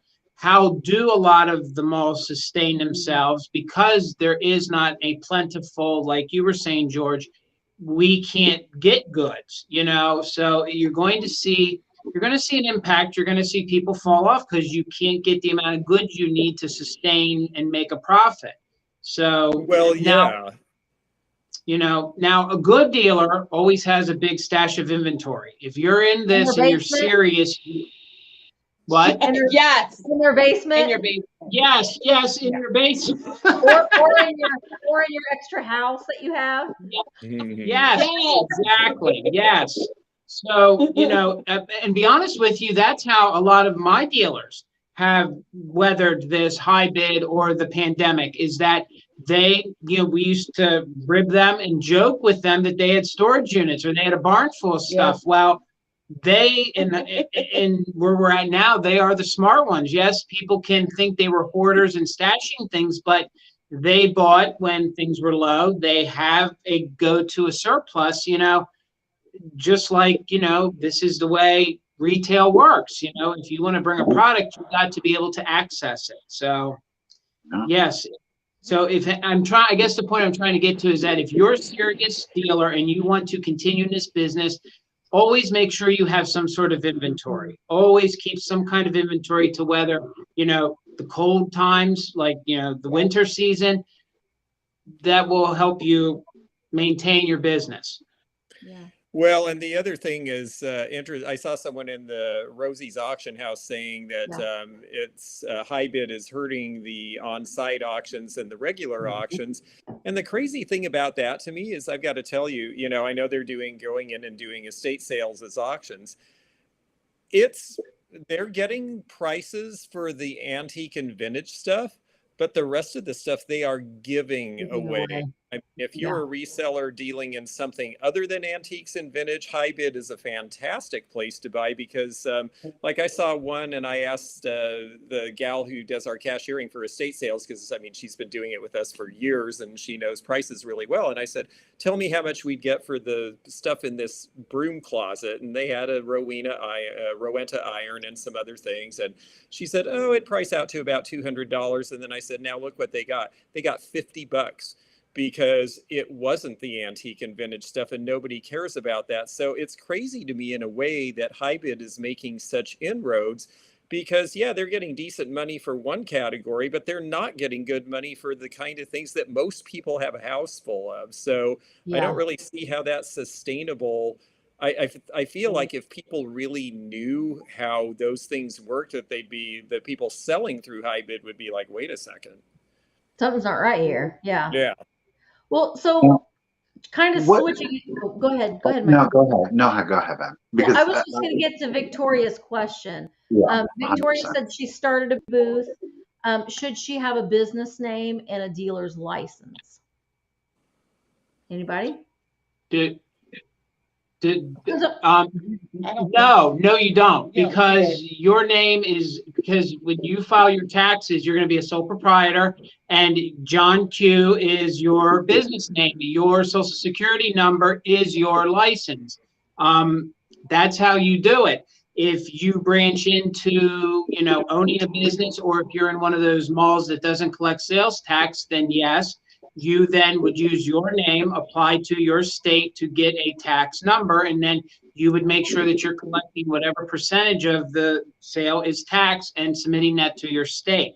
so you don't have to. Now, if you want to sell on multiple platforms and you want to do this full time, then yes, I would recommend making yourself some kind of an LLC, make yourself a name, go get yourself an EIN number, go get yourself a good tax, accountant, get yourself a bookkeeper if you need to, and get yourself a sales tax number. It all depends where you fall and how you're doing this, if it's a side hustle or full time. But no, you don't need those things to do this. It's You free. don't have to, but branding is something That's that what I was is just gonna worth say. doing, and Misty Yeah. is great at it, and Michael's really good at it. And I don't know. I think dealers who have booths in malls who have a brand and make that part of it, it makes them memorable, and it's something that people can come back to. So I don't think you have to do it. You're absolutely right, but I think there's good reasons to do it. The other reason for a license is that if you get a tax number, you don't have to pay the tax when you go shop at another store But because you have to remember to bring it with you. Yes. And as long as that item is for resale, if it's for your collection, you can't. So you have to then, if you want to be by the book. Well, legally. Technically everything's available for resale. I mean, but then you have to also know what is your collection versus your inventory. What do you have slated? And then if you move your collection over to your inventory, you have to know those numbers too. I just hold on to certain inventory items for a little bit longer than others. Right. It's odd. Michael, some things get lost, right? In that inventory pile. It's broken. Oh my gosh. Oops. Sometimes I keep it for 6 months, but it's within the year. So and then I tell. That's true. Right. Right. So I agree with the branding. And like Yvonne said, having a brand on social media is how I even got into my new small space so fast. That is if you have YouTube or you're active on social media and you have an antique space, please go into your antique booth, take pictures, get it out there, use the hashtags, build up your brand. It's going to get more eyes on your items. I can say who's really good at that? 100%. It's Cindy J, Timeless Treasure. Yes. Cindy, I don't know if you're in the chat or not. Cindy J is a customer. She's a customer friend of ours. She comes to our sales. She also has an antique booth. She doesn't have a YouTube channel. She posts on Instagram and uses those hashtags. And I can guarantee you that people have seen those and they're coming in and they're picking up those things. That's how I found about Timeless Treasures. I was like, wait a minute, what is it? And then I'm like, look, that's exactly how it happened. And I like Timeless Treasures. Right. Rust and Shine. Rust and Shine is the vendor. I like Timeless Treasure. I like you too, Cindy. But and when I was answering that question, I was merely answering it as, okay, I want to start doing this. Yeah. Do I need this initiative? No, you don't. No. As you evolve in the business, and if you decide that this is serious and you're going to stay in it, yes, George, Michael, Misty, you're all right. Yes, you're exactly on point. Brand yourself. Yes, you have to build a following. You have to build yourself a customer base, and hopefully you're doing that in harmony with the brick and mortar in the business you're in. Hopefully you're cross promoting, because I do have a lot of dealers that have their own name and advertise on Twitter, advertise on Facebook, and advertise on Instagram, but they always say they're in Mother Tuckers. So people can because you have to make that correlation simple for them. Because if you throw too many different areas out there, you have to make that connection. So the person says, no, wait a minute, are they in Mother Tuckers? Are they next door to Mother? You have to at least make the correlation that I have a booth in XYZ Antiques, or find me here. As long as you are making that simple for the customer to find you, it's the best route to go. Yeah, I agree. Definitely. Jason, what is your YouTube channel? It's not Mother Tucker's Antiques. What's the? We have it, but we don't have any. We have no content. There's no content on there. No content on it. No. The only. Yes, in time we are hoping to do something, but right now we are. I I'm new to a lot of the. I'm still old school from the brick and mortar, so I just in the past 6 months have started to learn what this YouTube and learn what this Instagram and all this stuff. So we have ventured into a couple live sales on Instagram, things like that. So this is like I'm in an old world coming into a new world, so I'm trying to learn the etiquette and the ups and the downs and what to do and what not to do and how to navigate it. But at the end of the day, it'll always fall back to our branding, which is Mother Tucker's Antiques, and that's what you can find us at on Instagram. You can find us that way on Facebook, and we are on YouTube, but nothing's active on YouTube at the moment.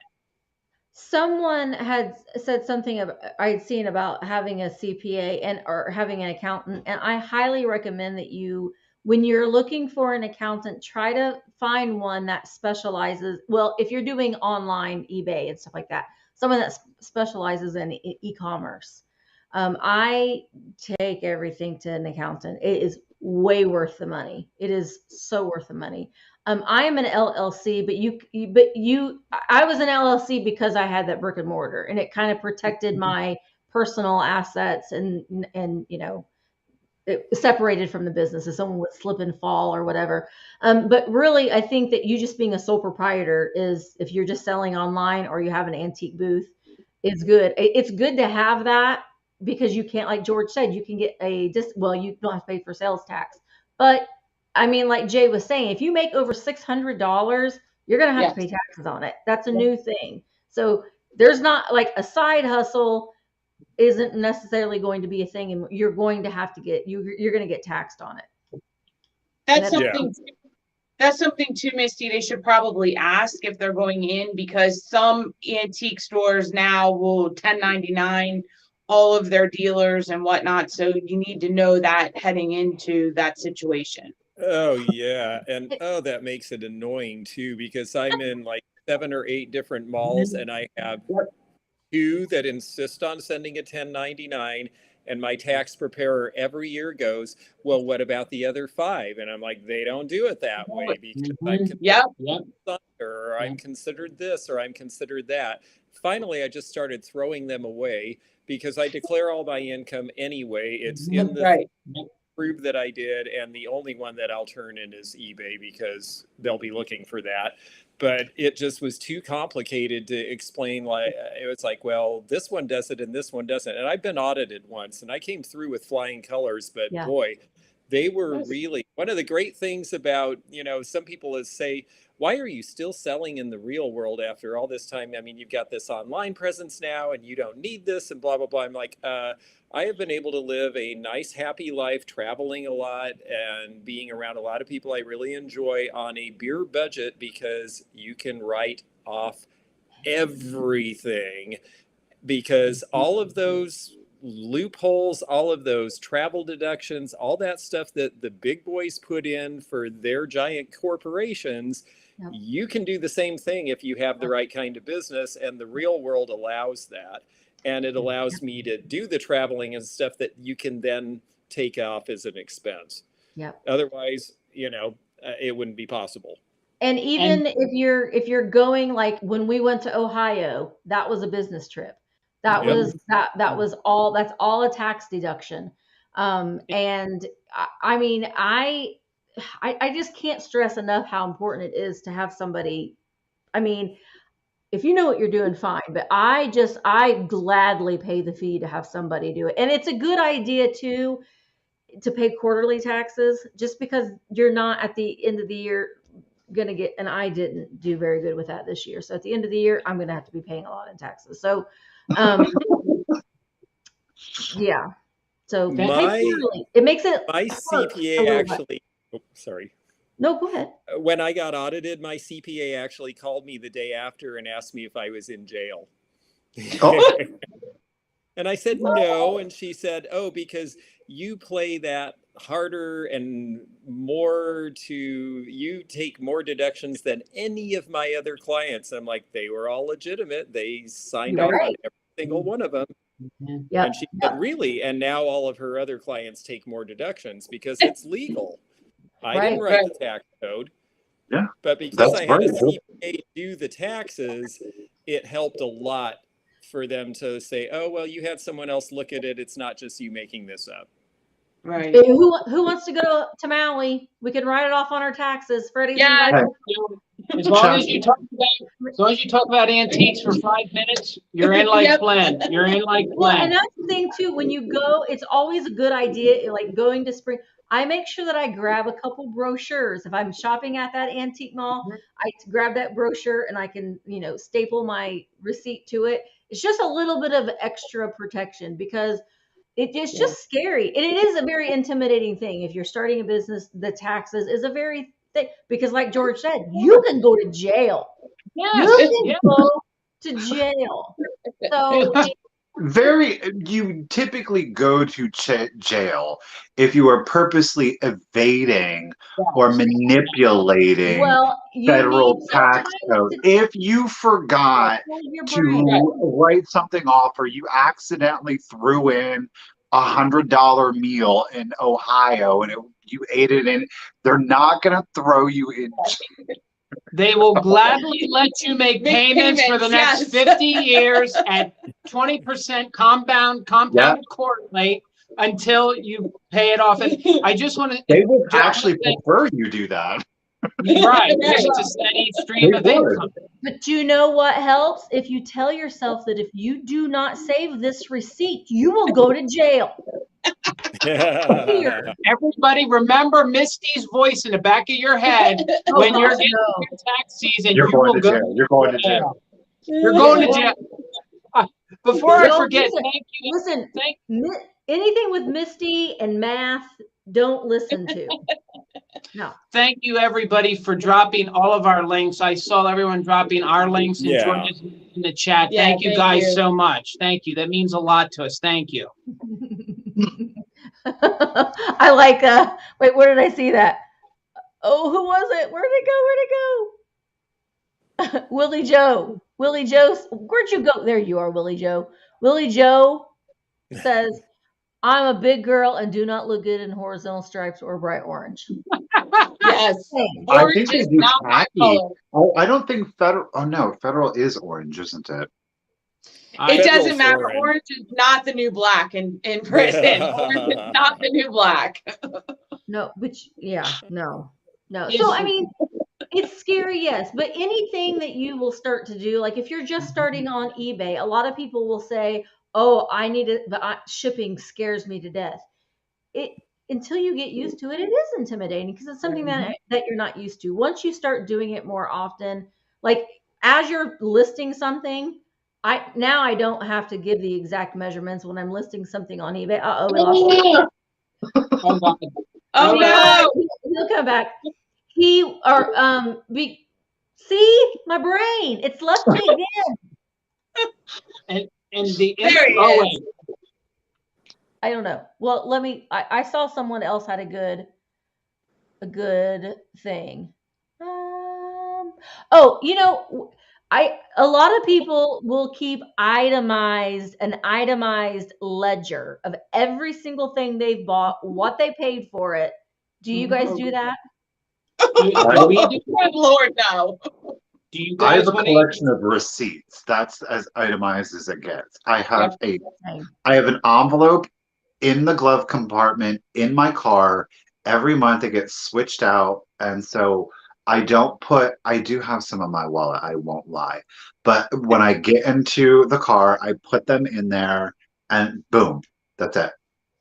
To answer, what I do is almost the same thing. Any receipt that I get from a thrift store, anything that I get from an auction, I keep that receipt. And then what I do is right tax season, I sit down and I just go through them and add them all up. And that's what I do. That's some people I do know always carry a ledger in their car when they go to yard sales. What I'll do is I will sometimes withdraw like $100 from the ATM, go to the yard sales, and then I put that ATM receipt to the side.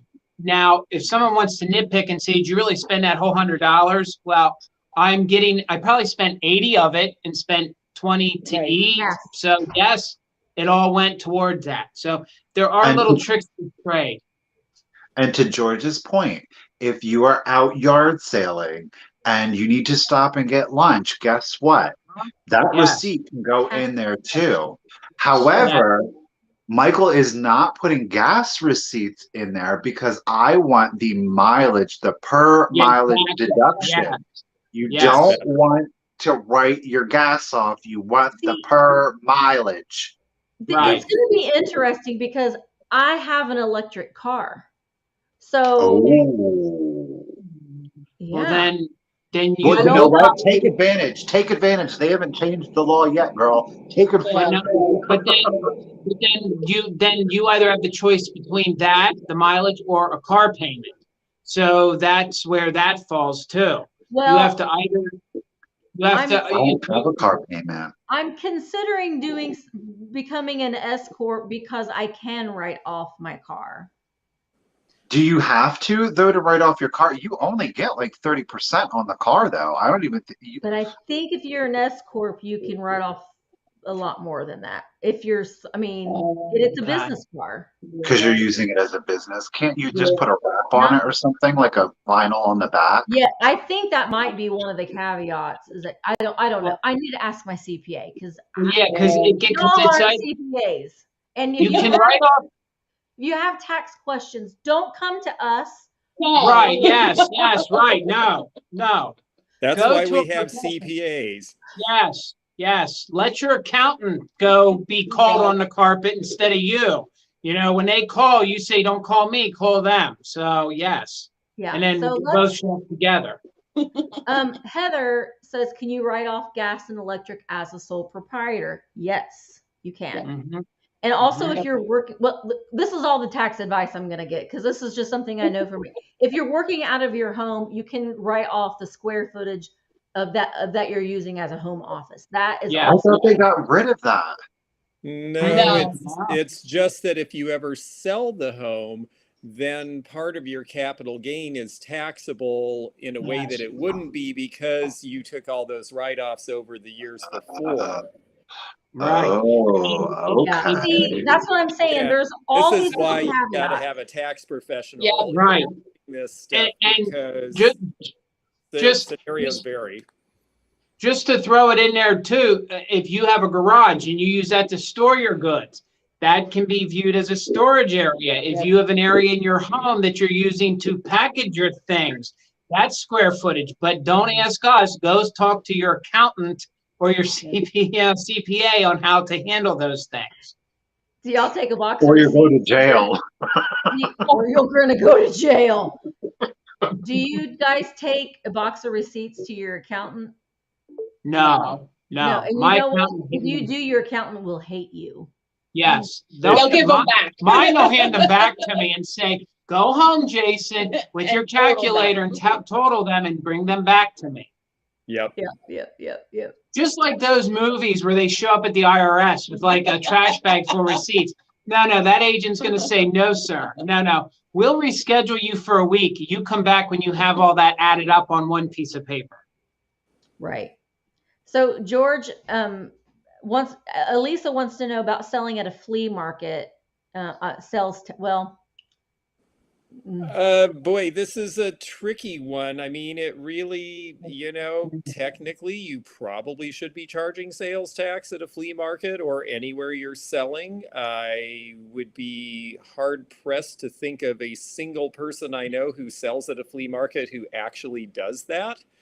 yeah. The way I handle it, because I do a lot of shows, antique shows, I finally decided there were times I would, oh, what's the local tax rate? I'm going to charge the percentage.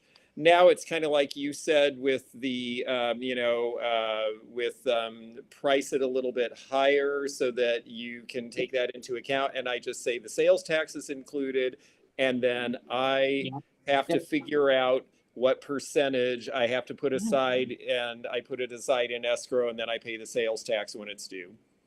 It's And Well, just, I think a lot of I don't know about in other states, but I know in Pennsylvania, I think the idea or the concept behind, pardon me, a yard sale and a flea market is that you actually don't have to file taxes for revenue gained, though I don't know with the 600, but or sales tax, pardon me, sales tax, because you are selling the item at a loss. Do you know what so if I bought this globe 10 years ago for $30, but I'm selling the globe now 20 years later for $3, I'm not having to charge tax because I am taking a Sold. loss. Right. No, George. Don't you love it though? I do love it. And I've been staring at it the whole time. Oh, That- I have about 20 globes. I have a whole shelf full. I love a globe. Globes are and great. a lot of those questions are hard to answer because it literally can be township to municipality to state. Now, I know here in Pennsylvania a few years ago, the Pennsylvania was coming out and they were shutting people down at flea markets if they didn't have a tax number. You had to literally be registered, and so around here, Michael. it was happening. Yeah, they were going locally here to a couple of the flea markets and they were shutting people down. So then what you can do is you can apply for temporary for like a day tax number. It gets very muddied and it pretty much comes down to the state's interpretation. They write the laws so that they're vague and then they interpret them the way they want to at the moment. So To like make for that example, money. well, yeah, like if you like for example, if you come into an antique store and you purchase a vintage dress, you are going to be charged Pennsylvania sales tax on that because that is a luxury item that isn't a cotton dress that is a necessity for your as a human that you need. So you go to In Walmart. Pennsylvania, we don't pay tax on clothes or food in Pennsylvania. Correct. Right. Necessities. Right. But like, for example, it's like if you buy soap and you go buy dial soap, that isn't taxed. If you go buy luxury soap that has a special smell to it, that will be taxed. That's how things kind of fall in antique malls as well. So vintage clothing, and I had to have an extensive conversation with the state of Pennsylvania. I had to call the tax office and talk to them. In vintage clothing, Pennsylvania recognizes that that has to be taxed. And that does cause a lot of arguments with people because, like Michael said, clothing is not taxed when you go shopping. But if it's a luxury item at an antique store and it's vintage, Pennsylvania wants 6% on that. That varies state by state and location as well. And I think that that's the bottom line, really, as far as all these tax questions go. I mean, I know that we're staring down the barrel of the gun because it's time, but contact a CPA, ask questions. You can go in for a free consultation, and maybe it might be a good idea to write down your questions in advance because you meet with someone and then you come home and you're like, oh my gosh, why didn't I ask them this? So maybe just sit down and think about some of those questions. And I can't, having a bookkeeper, I am leaning towards that for this coming year because I got a lot of receipts. Also, like I know that in Indiana, I go in each month and I pay my Indiana sales tax each month. So, and they'll send you an email. They'll send you a letter even. You got to pay the sales tax, and it's just dependent on each state. If you pay it early in Pennsylvania, you even get a discount. It's minimal. It's like a 10%. Yeah, it's minimal, but you do if you pay it before the 20th, or it's the 20th. Yeah, when it's due. Yeah. Yeah. It's 7% here in Indiana. California, it's 9%. George, is it that high in Washington State too? It varies depending on the location. It can be as high as 10.1% because there's no state income tax. So all of the tax revenue is from sales tax. This is the thing. It's like dealing with 50 different countries. It is. I wish it was simpler. I mean, I wish that there was. It should just be a federal one. Yeah. Yeah, like Danny says, there are thresholds in every state. You just gotta call and ask. Yep. Yeah. And eBay will, if you're selling on eBay, they will collect the sales tax for you. So that's something that within the last couple of years they've done. Yeah, and I guess you guys did touch on it. PayPal's doing that now in the new year. If you click over 600, I guess they're going to Send you a form. Yeah, they're going to send that and make sure the IRS is aware of what's going Oh wait, on. So we're automatically having to charge sales tax now up front on the customer? now, wait a minute. No, it's the difference between sales tax and Oh, income oh, tax. sorry. I was like, oh, well, But- y'all just went up 6%. But Sorry. but then actually, then it does get technical because let's not even get into taxes. Let's leave it cut and dry that that income tax. If you're using PayPal and you go over 600, Uncle Sam right. is going to know about it. Uncle Sam is going to know about it. Yeah. I'm with you, Misty. I hate talking about taxes because no, and don't ask me my expertise. All I know is what I know, and I know what my accountant has told me, and that's what I do. Yeah. Right. So the best thing is call a CPA. Yes. And Yes. and maybe say, I sell on eBay. Is that something that you're familiar with? And Right. all right, so let's get off of taxes because Yes. it Please. hurts my head. So does anybody else have any questions about, eBay or selling in a brick and mortar or doing estate sales? George ran an estate sale company. He's very well versed in estate sales. I don't get to go to estate sales here. They do not have them in my area, which is a shame. I know, it's terrible. It's just terrible. Everything is auction and they leave so much money on the table sometimes. I'm doing an estate sale down here in 2 weeks here in Florida, and I'm really excited about it because it's a full house with nice old stuff, and it's just fun. It's really, you get to kind of snoop and see how somebody lived and what was important to them, and there's always something you find that's some little secret that's like, okay, only I and the deceased person know this about them. So Yeah. I wish we had more here too, because we had one company locally that did them, and I went several times there for a while, like years ago, and they don't do them anymore, which sucks because I really liked them. Yeah. High bid handles them around here. No, it's CT. It's Carrying Transition. Whatever. That's right. I'm sorry. It's Carrying Transitions is what handles them now online locally here. That sounds horrible. I don't even trust that name. If I'm to be honest, you're like Carrying Transitions. I'm like, no, you're not. It's so cynical of me. You're not far off. Do what? Do you have estate sales up there or no? Have you No, ever? I think over the summer we stumbled into two, but they weren't advertised as estate sales. They were advertised as indoor yard sales, and we get there and we're like, this is an estate sale. And there were companies that were running them, but they seemed very like mom and pop. If Michael, the company here, like I'm telling you, I would go and like we would get a number before the doors even open. Like, there's no numbers. It was so like you're like standing there, you're like, come on, open the door, let's go, call my number. Like it was awesome. Oh, see, I can't deal. I can't.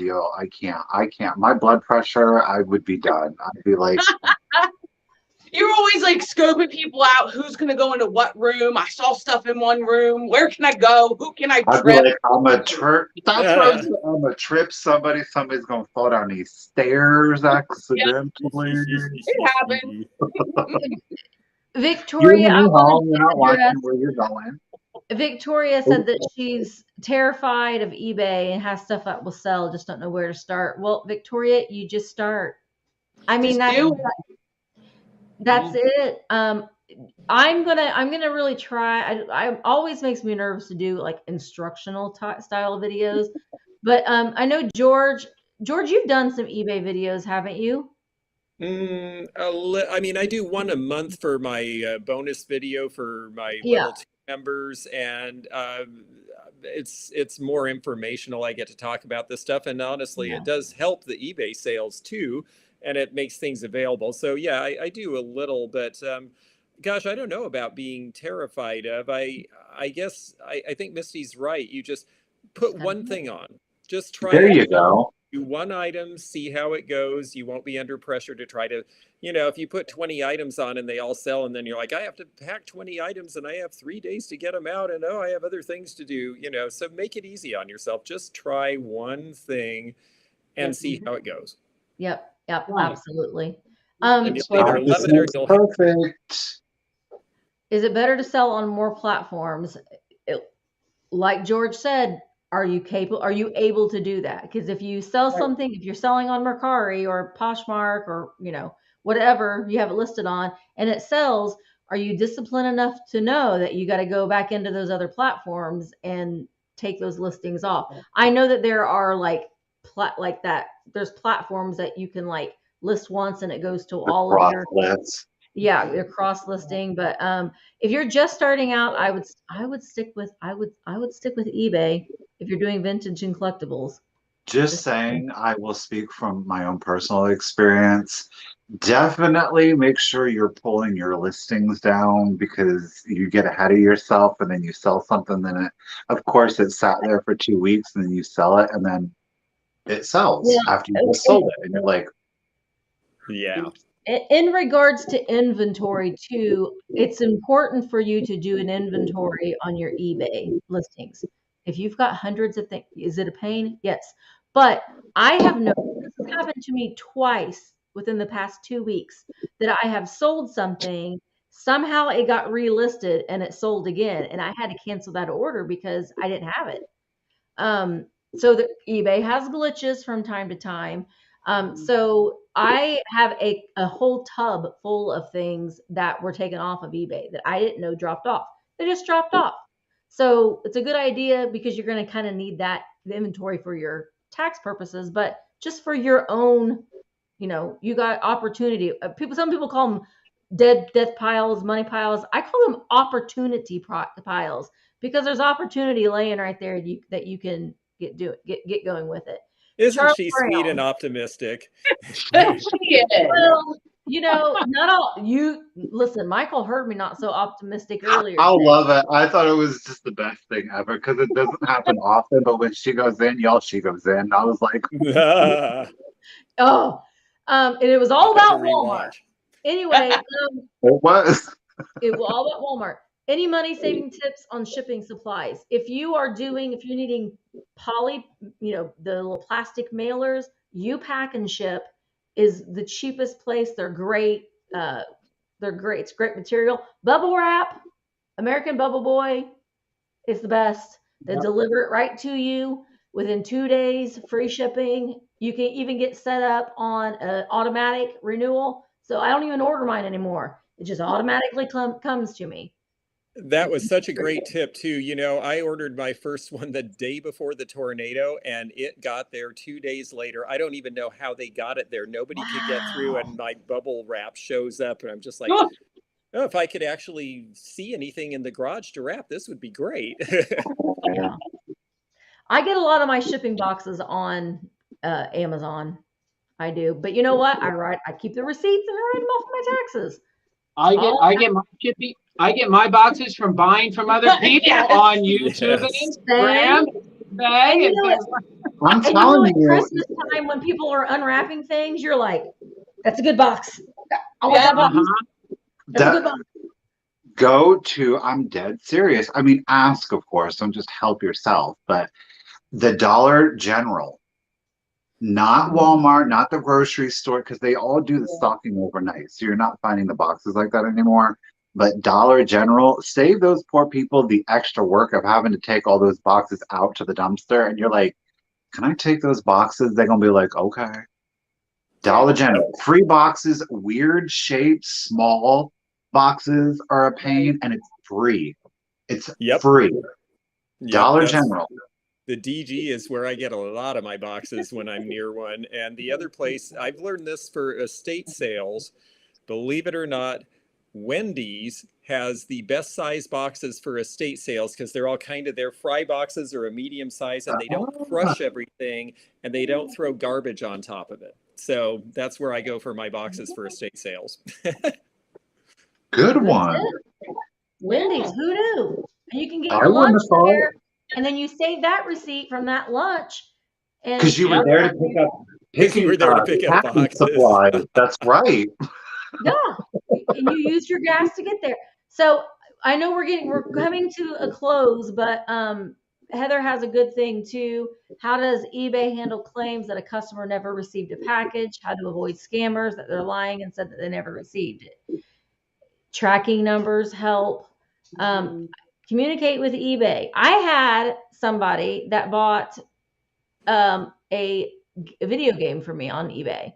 And in the title, in all capital letters, it says game and manual only, no game, in all capitals, in the description, in the pictures, in the title. And they're like, "You're a scammer. I never this came with no game." And I was like, "No shit, Sherlock. I said it Yeah. times. Was It this didn't the one listen." was this the one you showed on your vlog?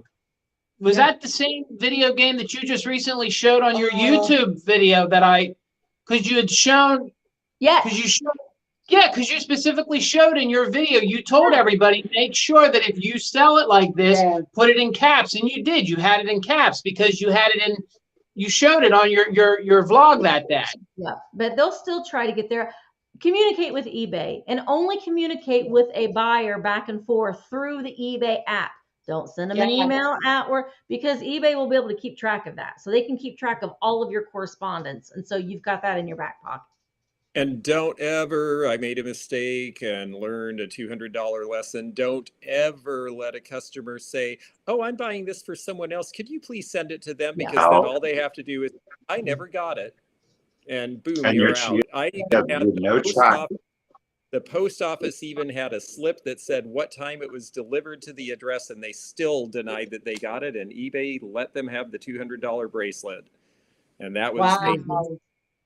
Now, there are instances where that happened, but they don't happen all the time. I don't let, things can happen and it makes you mad and you want to scream and yell and, go beat somebody up.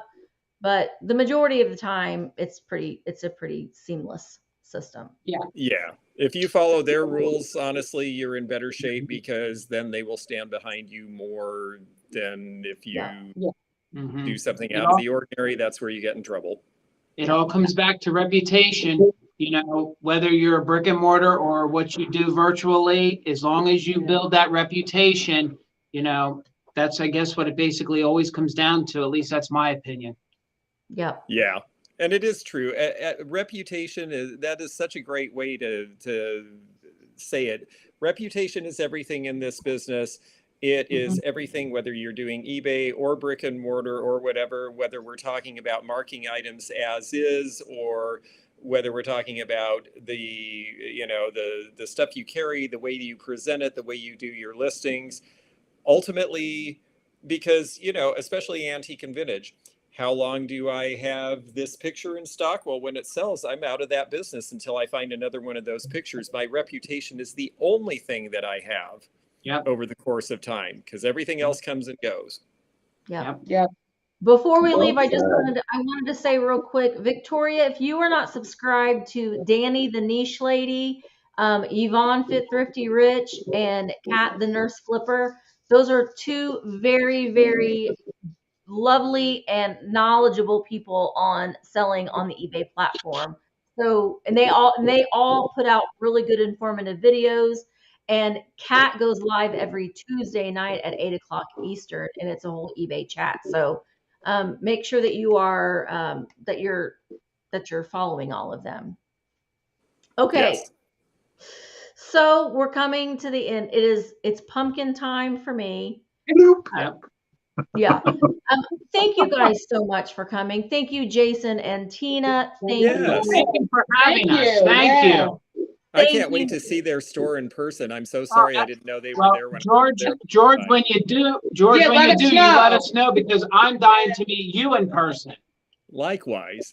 I know he acts like he doesn't know that there's people that live in Pennsylvania that when he's in the area. I know. I missed you when I was there, Michael. It was such a. I promise there's another trip coming soon. Maybe the company.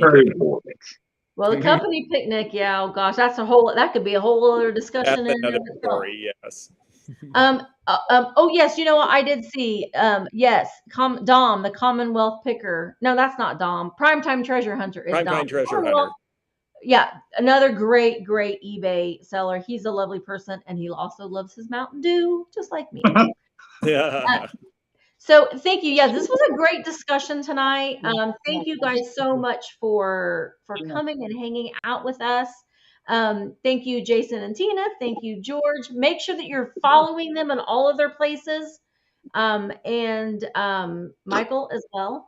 No, Follow me no. in all my places too, folks. Follow Michael in all his places. He's got you. George, where can people? Where can people find you next, George? Okay, tomorrow night, 9 Eastern on Whatnot. Wednesday is my premiere, and this weekend is the antique show Renegers at Mount Dora, just north of Orlando. It's a giant show. I know Kat, the nurse flipper, is going to come again because she bought really well there last time, so she's all excited. So am I. Then there's an estate sale in St. Petersburg the week after that, and I don't know. At some point, I'll probably pass out for a day or two. Awesome. Awesome. And Jason and Tina, you guys are having a live sale on Instagram soon? Yes, we are. Our next Instagram sale is next Thursday with Dakota, same as it never was. We're going to be doing kitsch, mid-century. I'm sure there'll be some Christmas thrown in.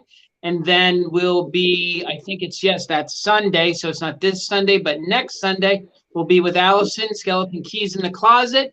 We will make sure that we always make sure that we start our sale early so that we're done in time so then they can come over to the Cult.Of.Vintage to that sale at 8 o'clock, which is what, 4i Vintage? 4i Vintage. Yes. So so that's next Thursday and then Sunday, and then we'll be done in time so I can go buy at your sale Sunday night. So yes, and then of course Mother Tucker's is open every Thursday through Monday, 9 to 5. We're there no matter what. That's same old, same old. And Michael and I have a sale tomorrow, 1 o'clock Eastern. We do on my channel. And we were gonna call our Sunday night sale Revenge of the Vintage Nerds. And I'm really liking that. So I'm gonna work with something with that. Well, it's 4i Vintage, thank you. But she's figuring it out on your channel, Michael. I guess so. Well, hell.